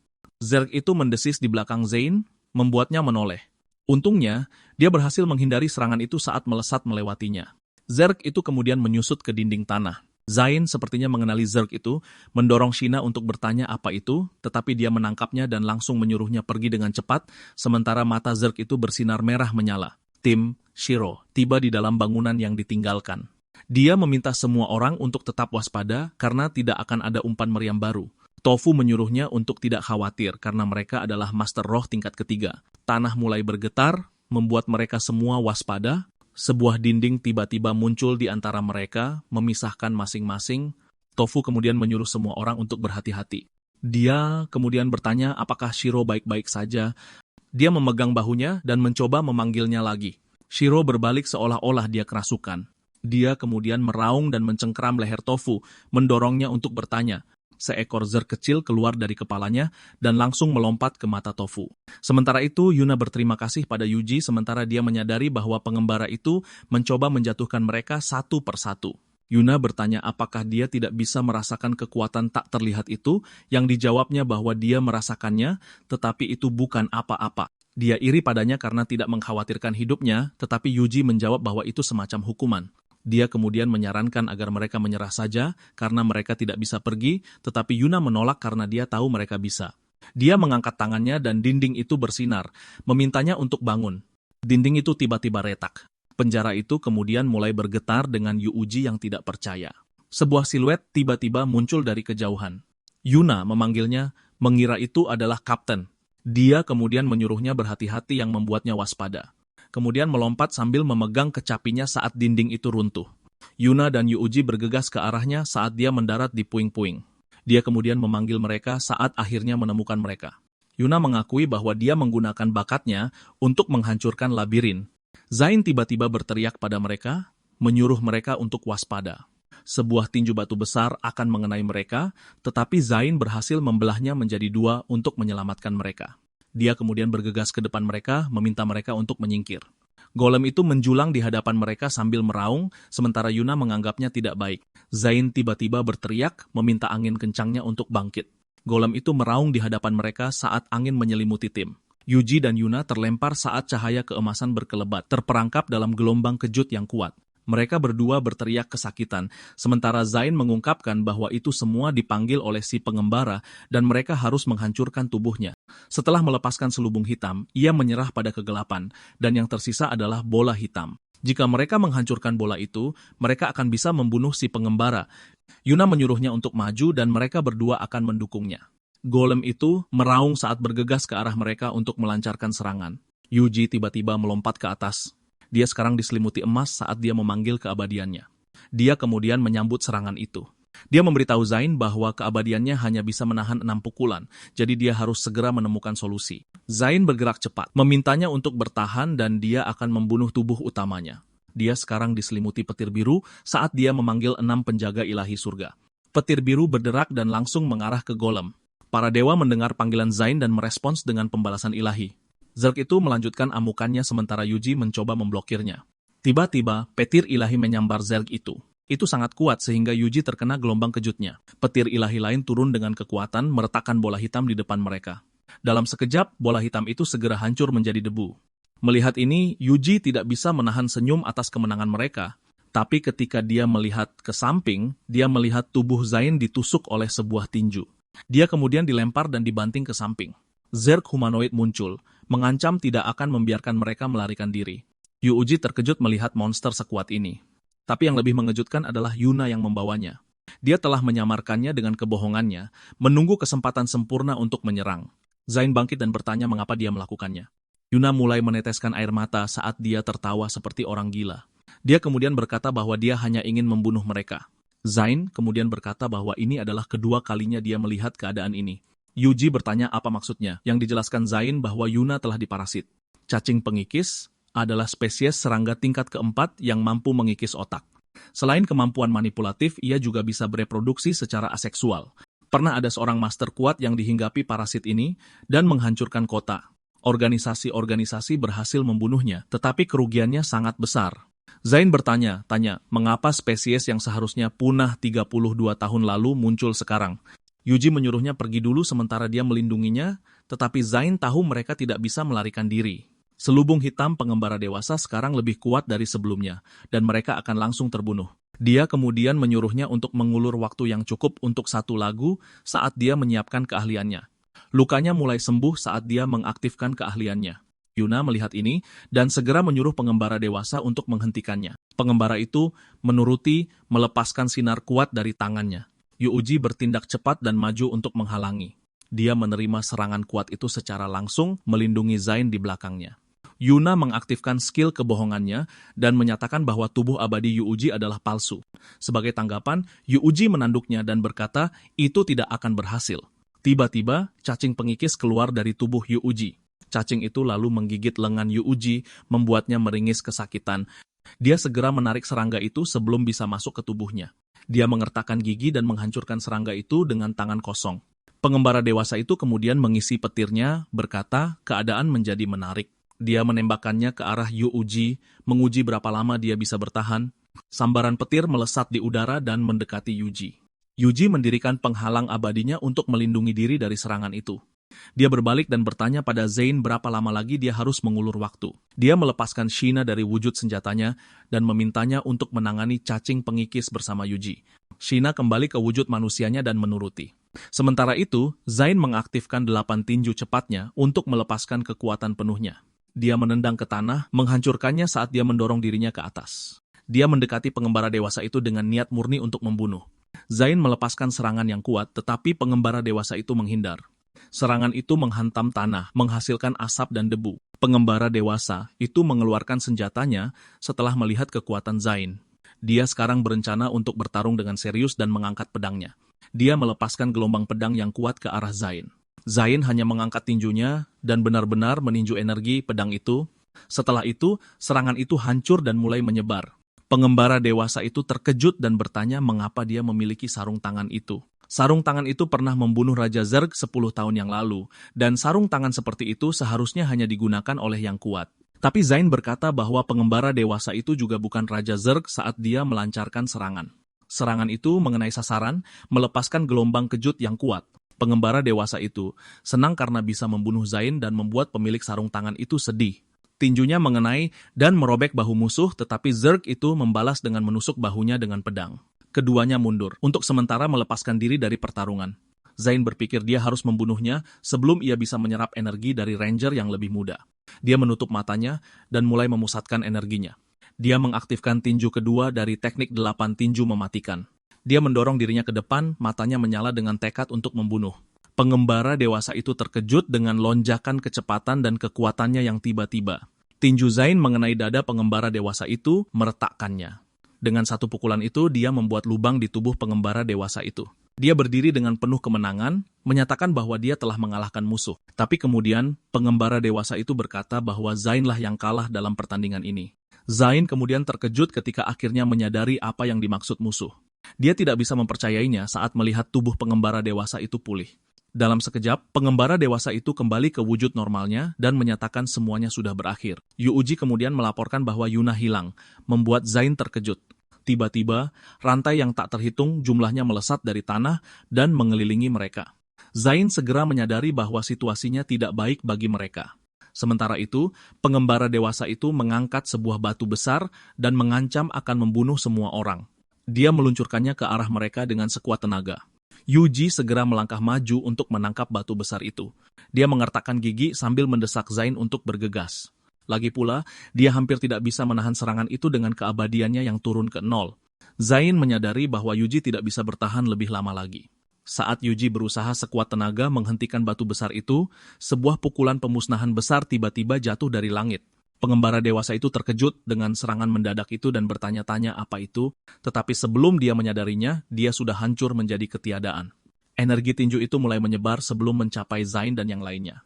Mereka mendongak kaget, bertanya-tanya apa yang telah terjadi. Di sana, mereka melihat Zoro melayang dengan percaya diri dengan aura seorang veteran. Dia tersenyum, lega karena berhasil datang tepat waktu. Zain melihat masternya, terkejut saat dia memanggilnya. Tapi sebelum dia bisa selesai, dia mulai pingsan karena kelelahan. Untungnya, yang lain ada di sana untuk menangkapnya. Zoro memerintahkan mereka untuk membawa Zain kembali terlebih dahulu karena dia akan membersihkan tempat itu. Yuji bertanya-tanya apa yang dia maksud ketika dia berkata akan membersihkan tempat itu, tidak tahu bahwa masih ada satu cacing pengikis yang berlari untuk melarikan diri dari tempat itu. Di rumah sakit, Zain tiba-tiba terbangun sambil dengan panik memperingatkan masternya untuk berhati-hati. Sheena senang melihatnya akhirnya sadar, sementara dia bertanya-tanya bagaimana dia bisa sampai di rumah sakit. Sheena menjelaskan bahwa dia pingsan saat Zoro membersihkan tempat itu. Zain kemudian bertanya apakah Yuji baik-baik saja, dan Sheena menjawab bahwa dia berada di Ichu. Upaya menghentikan meteorit itu sangat membebani tubuhnya. Tiba-tiba, seorang perawat menerobos masuk dan bertanya apakah mereka melihat Yuji. Keduanya terkejut saat mereka bertanya apa yang terjadi pada Yuji. Perawat itu berkata dia hilang. Zain terkejut setelah mendengar ini. Sheena berpikir dia mungkin pergi mencari Yuna dan Zerg Eclipse. Zain setuju dan menambahkan bahwa dia pasti sudah menduga sesuatu dan pergi menyelidikinya sendirian. Tetapi Zain bahkan lebih terkejut mendengar bahwa penjaga kota mengurangi poin dari tim mereka. Dia mengeluh bahwa mereka melakukan trik-trik ini di belakang mereka sementara mereka mempertaruhkan nyawa. Dia bertanya apakah Sang Master mengatakan sesuatu tentang masalah ini. Dia kemudian senang mendengar dari Sheena bahwa Sang Master mengisyaratkan bahwa dia mendukung mereka. Dengan ini, dia segera menarik tangan Sheena dan berjalan pergi. Di markas penjaga kota, semua orang senang karena mereka menjarah banyak tanpa melakukan banyak pekerjaan. Tiba-tiba, Zain menendang pintu hingga terbuka dan menerobos masuk dengan marah. Tanpa ragu sedikit pun, dia menyuruh Zain untuk keluar. Salah satu anak buah Zhao menyapanya dengan sinis, tetapi Zain terus memanggil Zhao.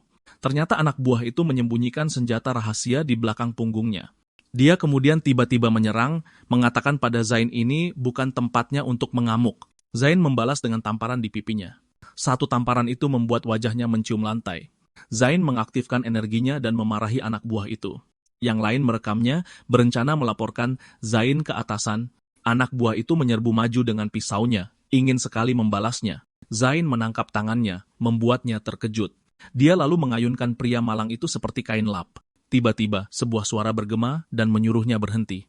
Itu adalah Zain. Dengan marah bertanya apa maunya, Zain menuntut agar dia meminta maaf padanya dan timnya. Zain mengejeknya dan berkata dia sedang berkhayal.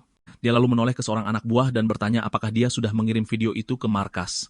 Mendengar itu sudah dilakukan, Zhao yakin Zain akan dihukum.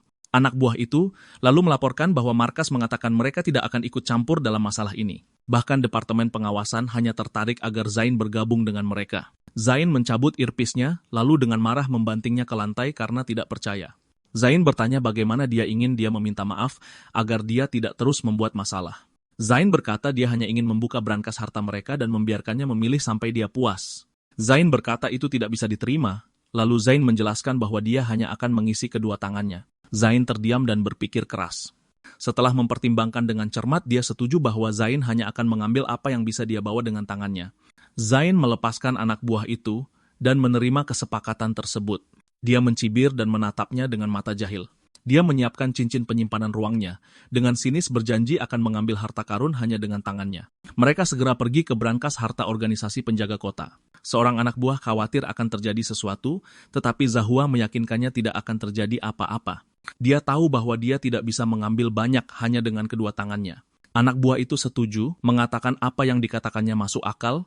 Di dalam, Zain mengeluarkan bukunya tentang penilaian harta karun. Dia melihat sekeliling, takjub dengan banyaknya harta karun di dalam brankas. Ada tungkai semut kerangka dan bahkan sayap kupu-kupu hantu.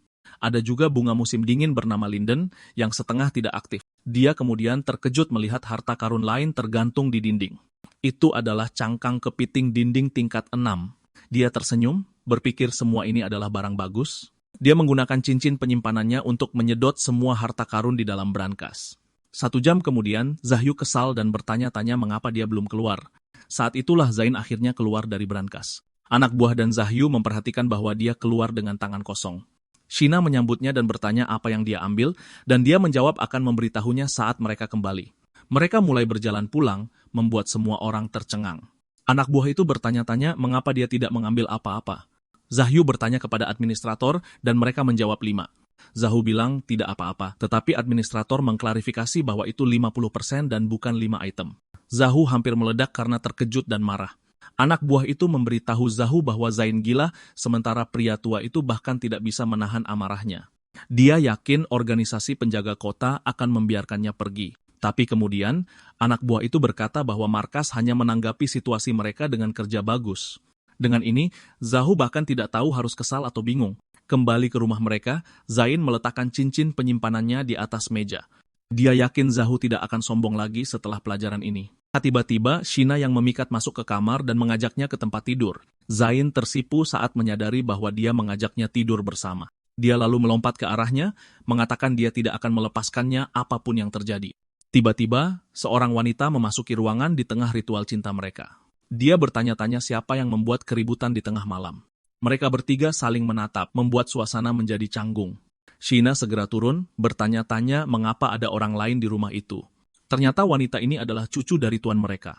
Dia adalah Lian, dan ternyata dia adalah salah satu dari 10 senjata sihir kuno yang hebat. Zain bertanya apakah tidak apa-apa baginya mengenakan pakaian itu, dan dia menjawab dia nyaman dengan itu. Lagi pula, itu membantunya mendapatkan ide-ide kreatif sebagai penulis terlaris online. Dia kemudian meminta maaf karena mengganggu mereka dan menyuruh mereka melanjutkan perbuatan mereka. Dia tersenyum dan berkata jika mereka tidak mau melanjutkan, dia yang akan melakukannya dengan Zain.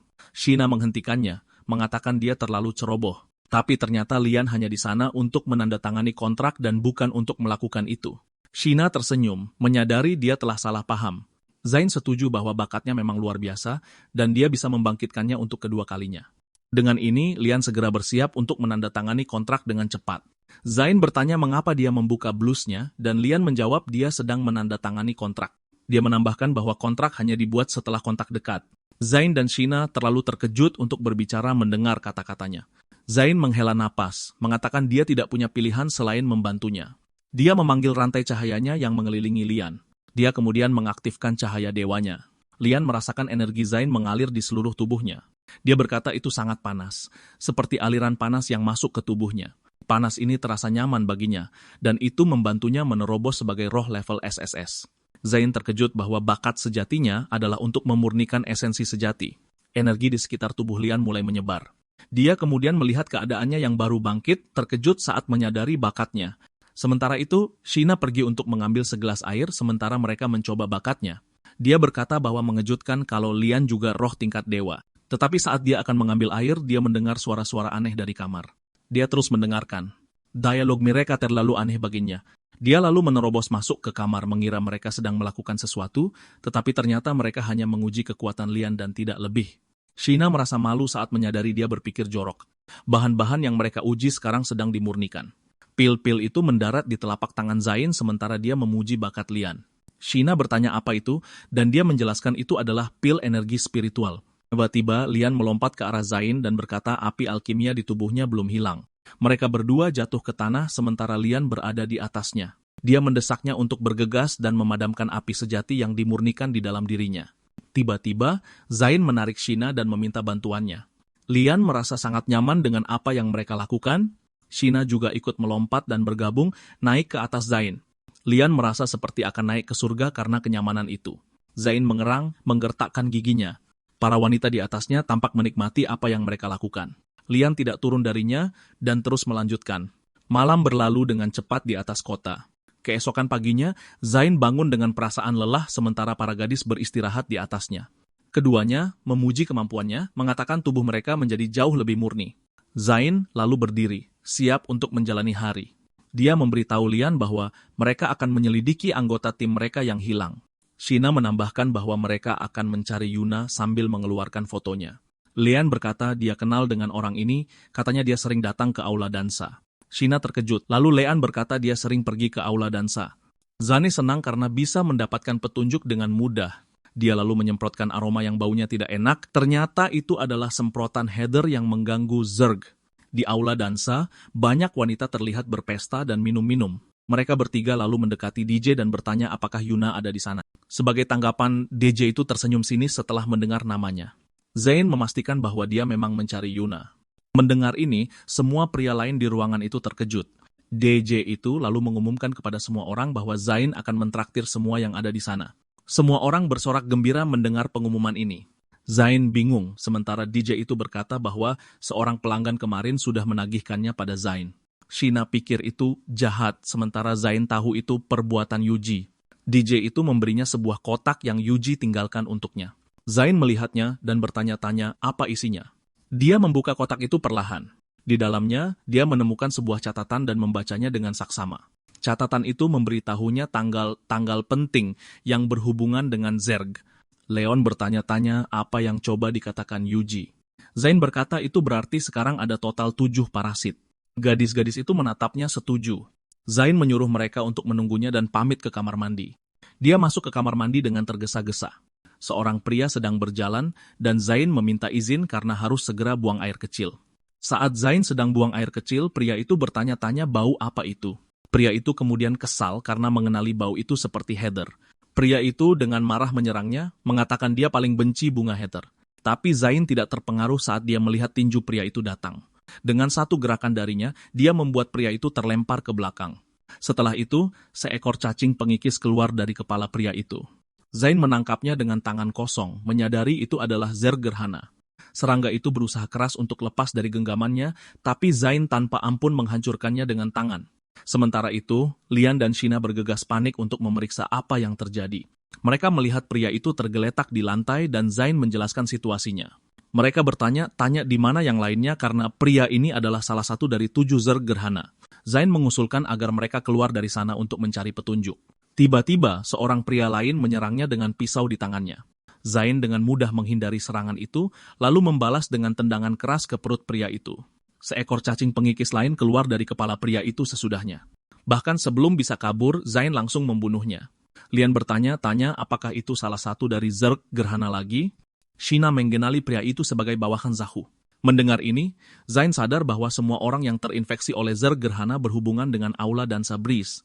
Dia menunjuk pria yang tidak sadar itu, menyimpulkan bahwa pelakunya tidak lain adalah Zahu. Tetapi ini disertai dengan kesadaran yang mendesak. Dia sekarang tahu kemana Yuji pergi. Sementara itu, Zahu sedang bersenang-senang di markasnya. Gadis yang sedang bersamanya memujinya atas kekuatannya, tetapi di tengah-tengah sesi intens mereka, sebuah siluet tiba-tiba menerobos masuk ke dalam ruangan. Tidak lain adalah Yuji, yang dengan marah mengkonfrontasi Zahu. Yuji menyebutkan semua kejahatan keji yang telah dilakukan Zahu. Dia dengan marah menyatakan bahwa dia tidak akan membiarkannya lolos. Tapi sebagai tanggapan, Zahu hanya mengejeknya. Yuji menyalahkannya atas hilangnya Yuna dan memutuskan akan membalas dendam. Zahu bertanya apakah dia tidak takut pada bala bantuannya. Tiba-tiba, beberapa pria bersenjata masuk ke dalam ruangan. Zahu menyuruh mereka untuk mengeksekusinya di tempat. Mendengar ini, semua orang segera menyerang nyawa Yuji. Tapi Yuji tidak akan menyerah tanpa perlawanan dan telah mengaktifkan keahliannya. Saat itulah Zain masuk ke tempat itu bersama Shina dan Lian. Orang-orang yang menyerang Yuji dikalahkan oleh keahliannya. Zahu terkejut melihatnya di tempat itu. Begitu juga Yuji, tapi Zain berkata dia tidak akan membiarkan Yuji diserang sendirian. Mendengar ini, Yuji tertegun dan tidak bisa berkata-kata. Zain lalu menyuruh semua orang untuk mundur jika mereka tidak ingin mati. Orang-orang bersenjata itu percaya diri dengan jumlah mereka dan maju menyerang. Zain menyeringai percaya diri sebelum menghilang begitu saja. Dalam sekejap, dia berhasil mengalahkan 3 musuh sekaligus. Dia mendarat di tanah, meninggalkan musuh-musuhnya pingsan di lantai. Melihat ini, Yuji berpikir Zain menjadi lebih baik dalam bertarung dalam waktu yang singkat. Sementara itu, Lian melaporkan bahwa Zahu melarikan diri. Zain segera mengkejarnya. Dia mendarat di depannya, menghalangi jalan kaburnya. Dia lalu melancarkan tinju penghancur yang menembus dada pria tua itu. Bahkan saat ajalnya, dia masih mengutuk Zain. Dia jatuh ke tanah dengan lubang di dadanya, sementara seekor cacing pengikis keluar dari kepalanya. Zain melihat cacing itu, lalu dengan cepat meninjunya ke dinding. Melihat tubuh serangga yang hancur, dia terkejut mengetahui bahwa itu bukan induk Zerg. Sementara itu, anak buah Zahu marah padanya karena benar-benar membunuh pemimpin mereka. Akhirnya, Zain sadar bahwa mereka telah jatuh ke dalam perangkap. Setengah jam yang lalu, sekretaris wali kota membawa dokumen yang membutuhkan tanda tangan wali kota. Tetapi ketika wali kota berbalik, ada seekor Zerg pengikis masuk ke kepalanya. Sekretaris itu sangat ketakutan melihatnya, dan itu diikuti oleh teriakan putus asa yang kemudian dibungkam. Kembali ke masa kini, Zain punya firasat buruk tentang situasi ini. Dia memerintahkan mereka bertiga untuk mencari Zoro untuk membantu mereka. Dia mendesak semua orang untuk segera pergi karena tidak banyak waktu tersisa. Sementara itu, wali kota yang terinfeksi mengumumkan surat perintah penangkapan Zain atas tuduhan pembunuhan. Dia menyeringai, mengatakan dia tidak menyangka umpannya akan dimakan begitu cepat. Zain berjalan keluar dari tempat itu, membuat semua orang menatapnya. Dia berpikir harus memisahkan diri dari yang lain agar mereka tidak terseret ke dalam masalah ini. Tetapi saat dia keluar, dia terkejut dengan pemandangan yang menyambutnya. Di atasnya ada pria tua kutong yang mengendarai hovercraft. Dengan satu perintah darinya, dia memaksa Zain untuk berlutut. Kembali ke markas Zoro, pria tua itu sedang menyajikan teh untuk seorang teman lama yang datang mengunjunginya. Teman lama misterius itu memberitahu Zoro bahwa muridnya akan dieksekusi besok. Wajah Zoro menjadi gelap saat dia tetap diam. Suasana hatinya berubah seperti predator yang mengancam, tapi pria berkerudung itu tidak terganggu karena dia hanyalah klon.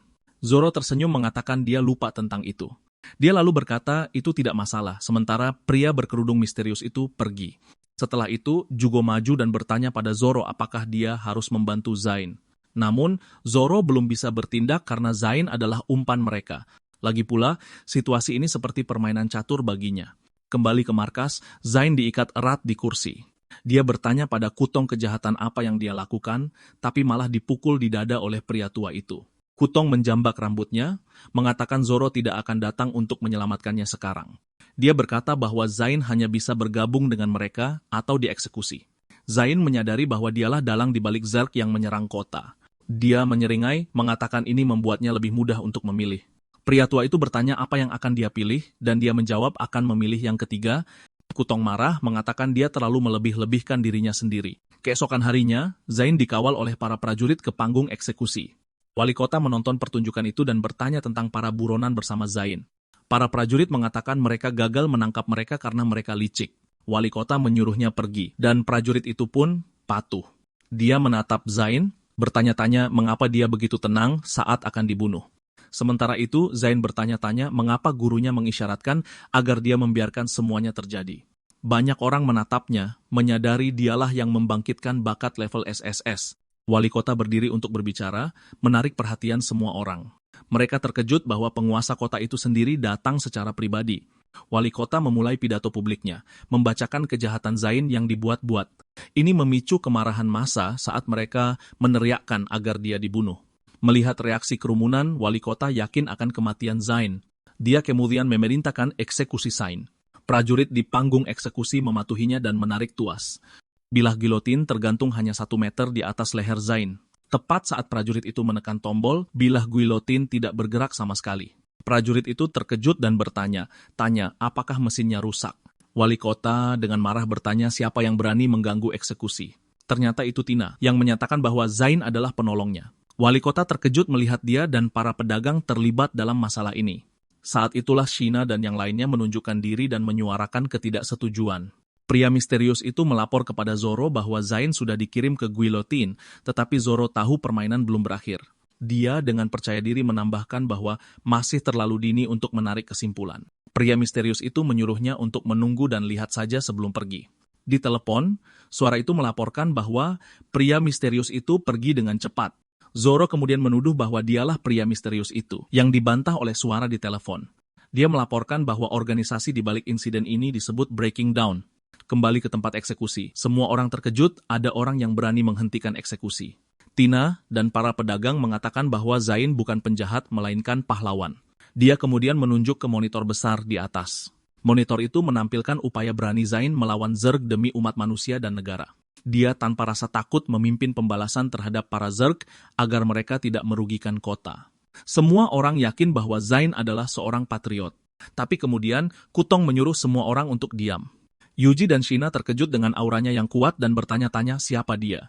Kutong menyatakan bahwa membunuh Zain adalah misi mereka sebagai fajar pemecah dan tidak ada yang boleh ikut campur. Dia melepaskan energi telapak tangan yang kuat ke arah Zain. Energi telapak tangan itu menghantam tanah dengan kekuatan dahsyat yang mengakibatkan ledakan kuat setelahnya. Tapi kemudian, Kutong terkejut dengan apa yang terjadi selanjutnya. Sebuah serangan kuat tiba-tiba mendarat di perutnya. Semua orang bertanya-tanya apa yang terjadi. Mereka tidak melihat orang yang melakukannya. Shina kemudian melihat siluet dari atas gedung. Itu adalah Zoro yang melompat dari atas. Wali kota dengan marah mengaktifkan kemampuannya untuk membunuh Zain, tetapi Zain memutuskan sudah waktunya untuk melawan sekarang setelah gurunya bergerak. Pukulan wali kota langsung mengenainya, menghantam dan menyebabkan ledakan dahsyat, tapi wali kota terkejut dengan kecepatan Zain. Ketika dia menyadarinya, Zain sudah berada di belakangnya mempersiapkan serangan. Sebuah pukulan kuat mendarat di wajahnya, membuatnya jatuh ke tanah dengan kekuatan dahsyat. Wali kota terbaring pingsan sementara Zain menatapnya. Saat itulah induk Zerg Gerhana keluar dari kepalanya. Zain tidak membuang waktu dan segera menangkap induk Zerg Gerhana. Dia menghancurkannya dengan tangan kosong. Semua orang ketakutan melihat Zerg keluar dari kepala wali kota. Zain mengangkat tangannya dan mengungkapkan kepada semua orang bahwa dia telah melindungi semua orang dari Zerg. Orang-orang akhirnya menyadari itulah alasan mengapa wali kota terlihat sangat aneh. Zoro turun dan bertanya bagaimana pengalamannya. Zain berkata tentu saja rasanya menyenangkan mendapat bantuan gurunya, tetapi lain kali dia lebih suka melakukannya sendiri. Zoro memujinya atas hasil kerjanya yang hebat. Dia menambahkan bahwa sayang sekali dia membunuh Kutong dalam sekali serang dan tidak bisa mendapatkan lebih banyak informasi. Zain bingung, jadi Zoro menjelaskan bahwa ada organisasi misterius di antara para penjaga kota mereka. Zain terkejut mendengar keberadaan Sang Fajar. Sementara itu, Yu Uji dengan cemas melaporkan bahwa mayat Yuna sudah ditemukan. Mendengar ini, dia tidak bisa menahan rasa sedih.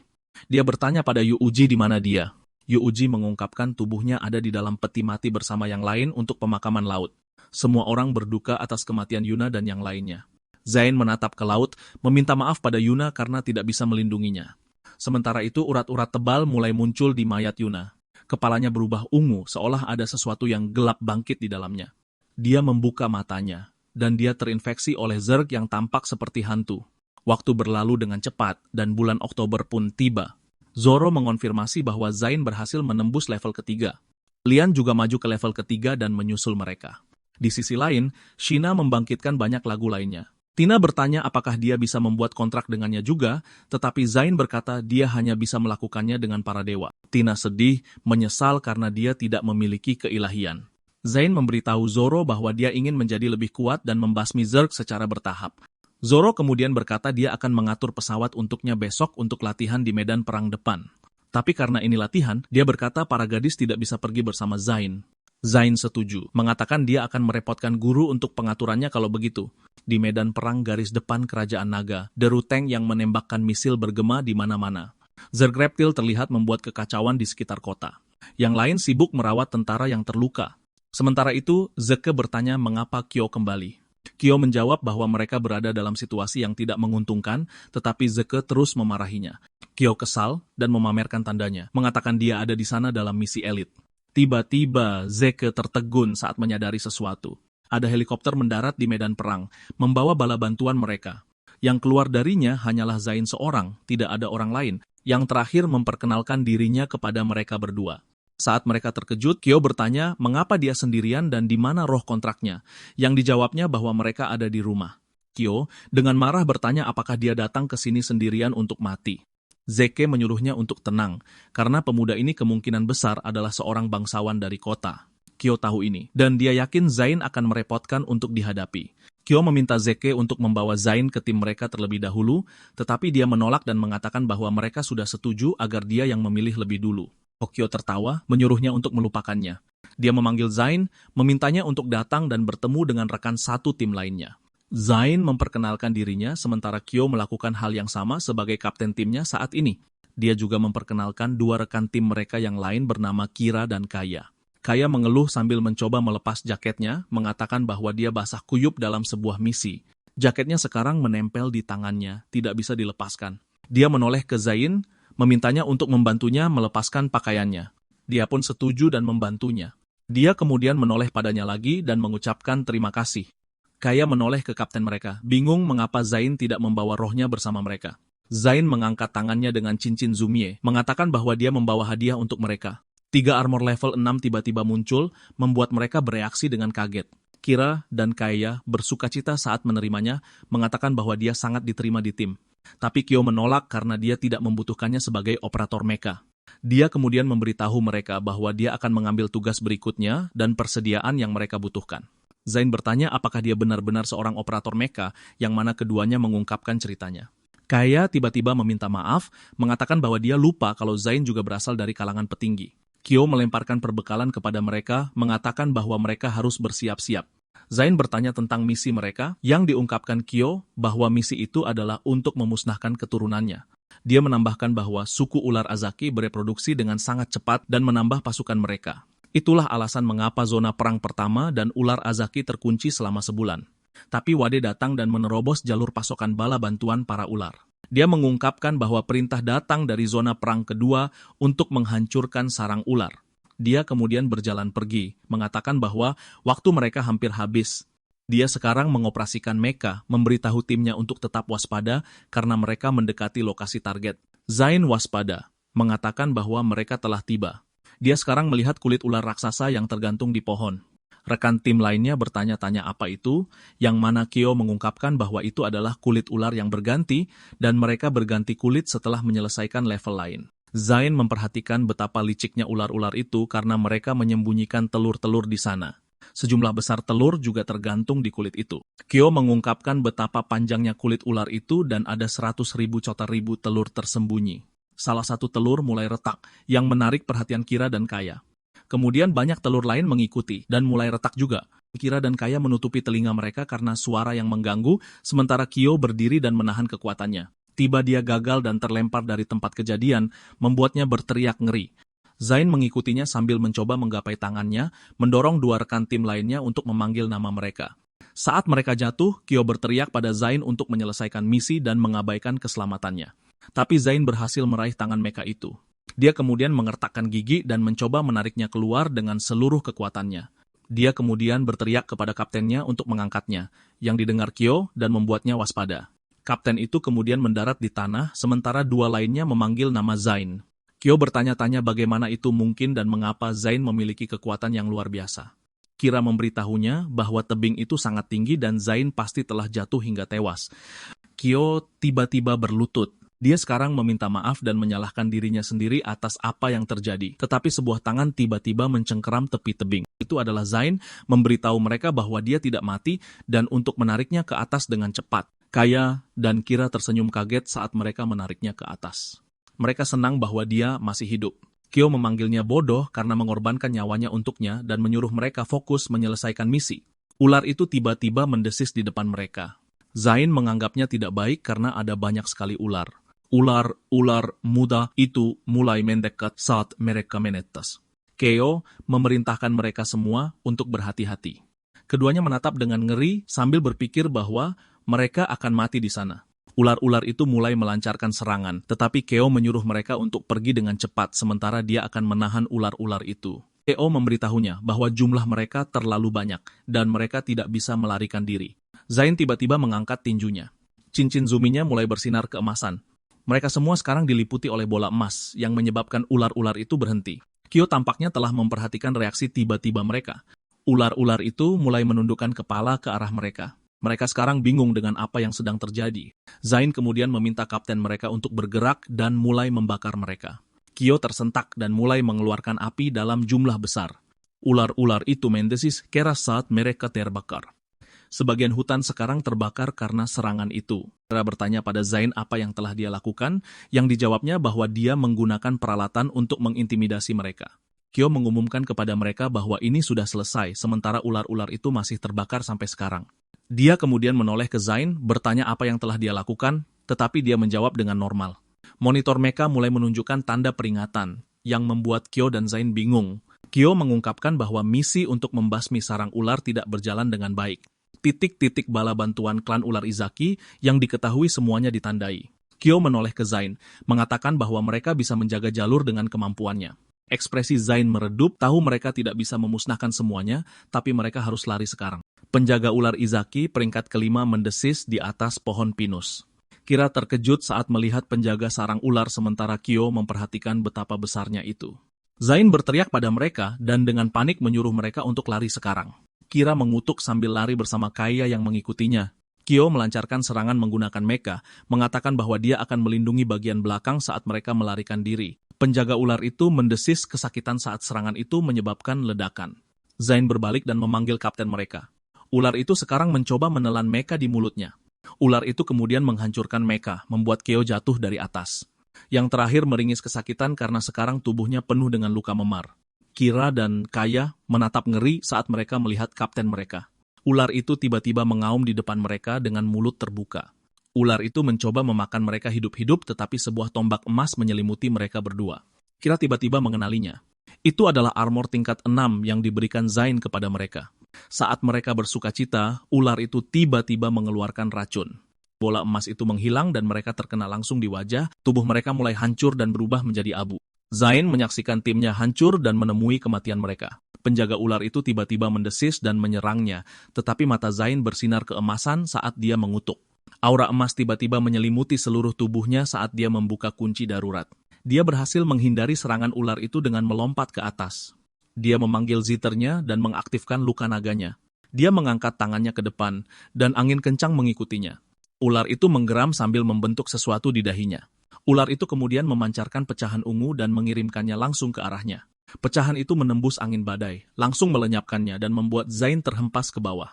Sebuah sinar keemasan menghantam tanah dengan Zain terduduk di dalamnya dan mengumpat tentang betapa kuatnya tingkat kelima. Ular itu mengaum dan mencoba menelannya hidup-hidup, tetapi gelombang sinar biru tiba-tiba menghantam kepalanya dan menancapkannya ke tanah.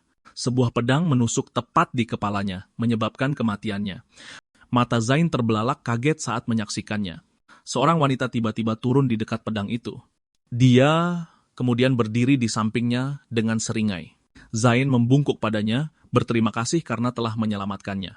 Wanita bernama Gina itu terkekeh, mengatakan bahwa dia tampan, tetapi dia berasal dari tanah pengasingan dan bukan dari kekaisaran Xia yang agung. Zain tahu bahwa tanah pengasingan adalah kota kejahatan ekstrem, juga dikenal sebagai distrik bawah. Gina adalah roh tingkat 3S, dan levelnya adalah tingkat ke-8. Keringat Zain bercucuran di wajahnya setelah tahu bahwa dia adalah Valkyrie peringkat ke-8.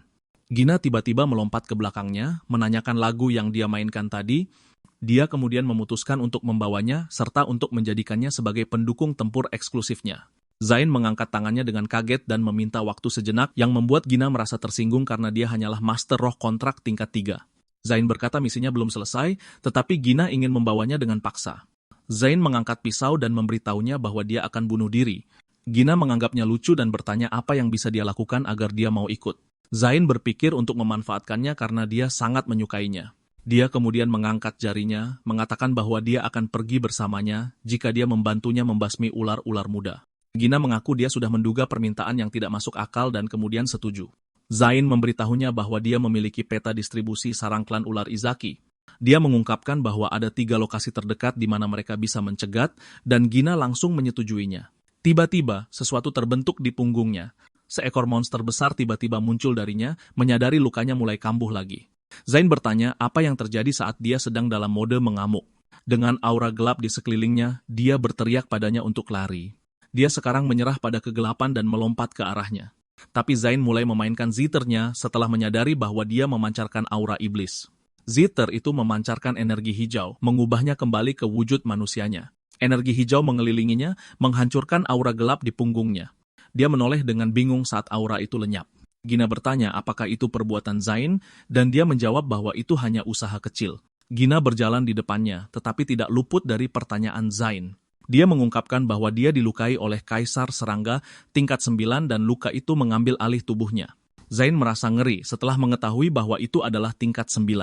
Dia kemudian bertanya apakah dia boleh melihat lukanya yang membuatnya menganggapnya berani. Dia menyetujuinya, tetapi hanya jika dia boleh mencungkil matanya setelah itu. Zain menyentuh luka di punggungnya, mengatakan bahwa itu tidak dalam dan bisa diobati. Pipi Gina memerah, mengira dia menyentuhnya secara langsung. Zain menjadi serius dan bersinar hijau. Dia kemudian mulai mengobati lukanya. Gina berteriak saat dia merasakan lukanya perlahan pulih. Luka di punggungnya kini telah hilang berkat dia. Zain berkata bubuk kemurnian hanya menekannya, jadi dia mencoba sesuatu. Rohnya yang lain muncul, yang mengejutkan Gina karena dia punya 2. Rohnya memancarkan cahaya keemasan yang sangat besar. Dia kemudian menunjuk ke arahnya dan merapalkan kejadian kehidupannya. Gina menggigil karena akhirnya dia sekarang merasa baik. Zain berkata lukanya baru setengah sembuh, tapi Gina ingin dia melakukannya lagi. Dia menjelaskan bahwa dia membutuhkan lebih banyak mayat serangga untuk melakukannya lagi. Gina menoleh padanya sambil tersenyum, karena tugas mereka selanjutnya adalah membasmi anak-anak Izaki. Dia meraih tangan Zain dan mulai terbang untuk sampai ke sana. Sebuah drone melayang di udara untuk memantau ular Izaki. Pria itu melaporkan bahwa ada sejumlah besar ular muda di pintu masuk ngarai. Mereka menganggap situasinya tidak baik dan mulai menyarankan sebuah langkah. Juga mengungkapkan bahwa ular serangga itu sudah bersiap dan itu sangat jelas baginya. Dia memerintahkan mereka untuk menghubungi zona tempur ke-8 dan memberitahu mereka untuk tidak mengambil tindakan untuk saat ini. Zain dan Gina berhasil tiba tepat pada waktunya. Dia kemudian bersinar biru dan menyuruhnya untuk memulai. Tapi Zain memintanya untuk berhenti dan membiarkannya pergi lebih dulu. Dia kemudian melesat ke bawah dengan tekad yang kuat. Sebuah ledakan emas terjadi saat dia turun, dengan Gina yang ditinggal di belakang untuk memastikan keselamatannya. Zain berada di tengah-tengah ular Izaki, membunuh mereka satu persatu. Dia melayangkan pukulan ke salah satu dari mereka, membuatnya terpental. Jugo dan yang lainnya terkejut melihat Zain di medan perang. Yang lain berseru bahwa dia mencari mati karena maju sendirian. Dia sekali lagi meninju yang lain, membelahnya menjadi dua. Zain awalnya berencana untuk melatih tinju 8 urgensi, tetapi jumlah mereka terlalu banyak. Ular-ular itu menjulang di hadapannya dan mengaum di belakang.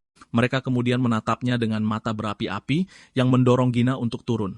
Sinar energi biru turun di tengah saat dia berteriak agar mereka menyingkir. Dia kemudian melompat keluar dengan matanya yang bersinar.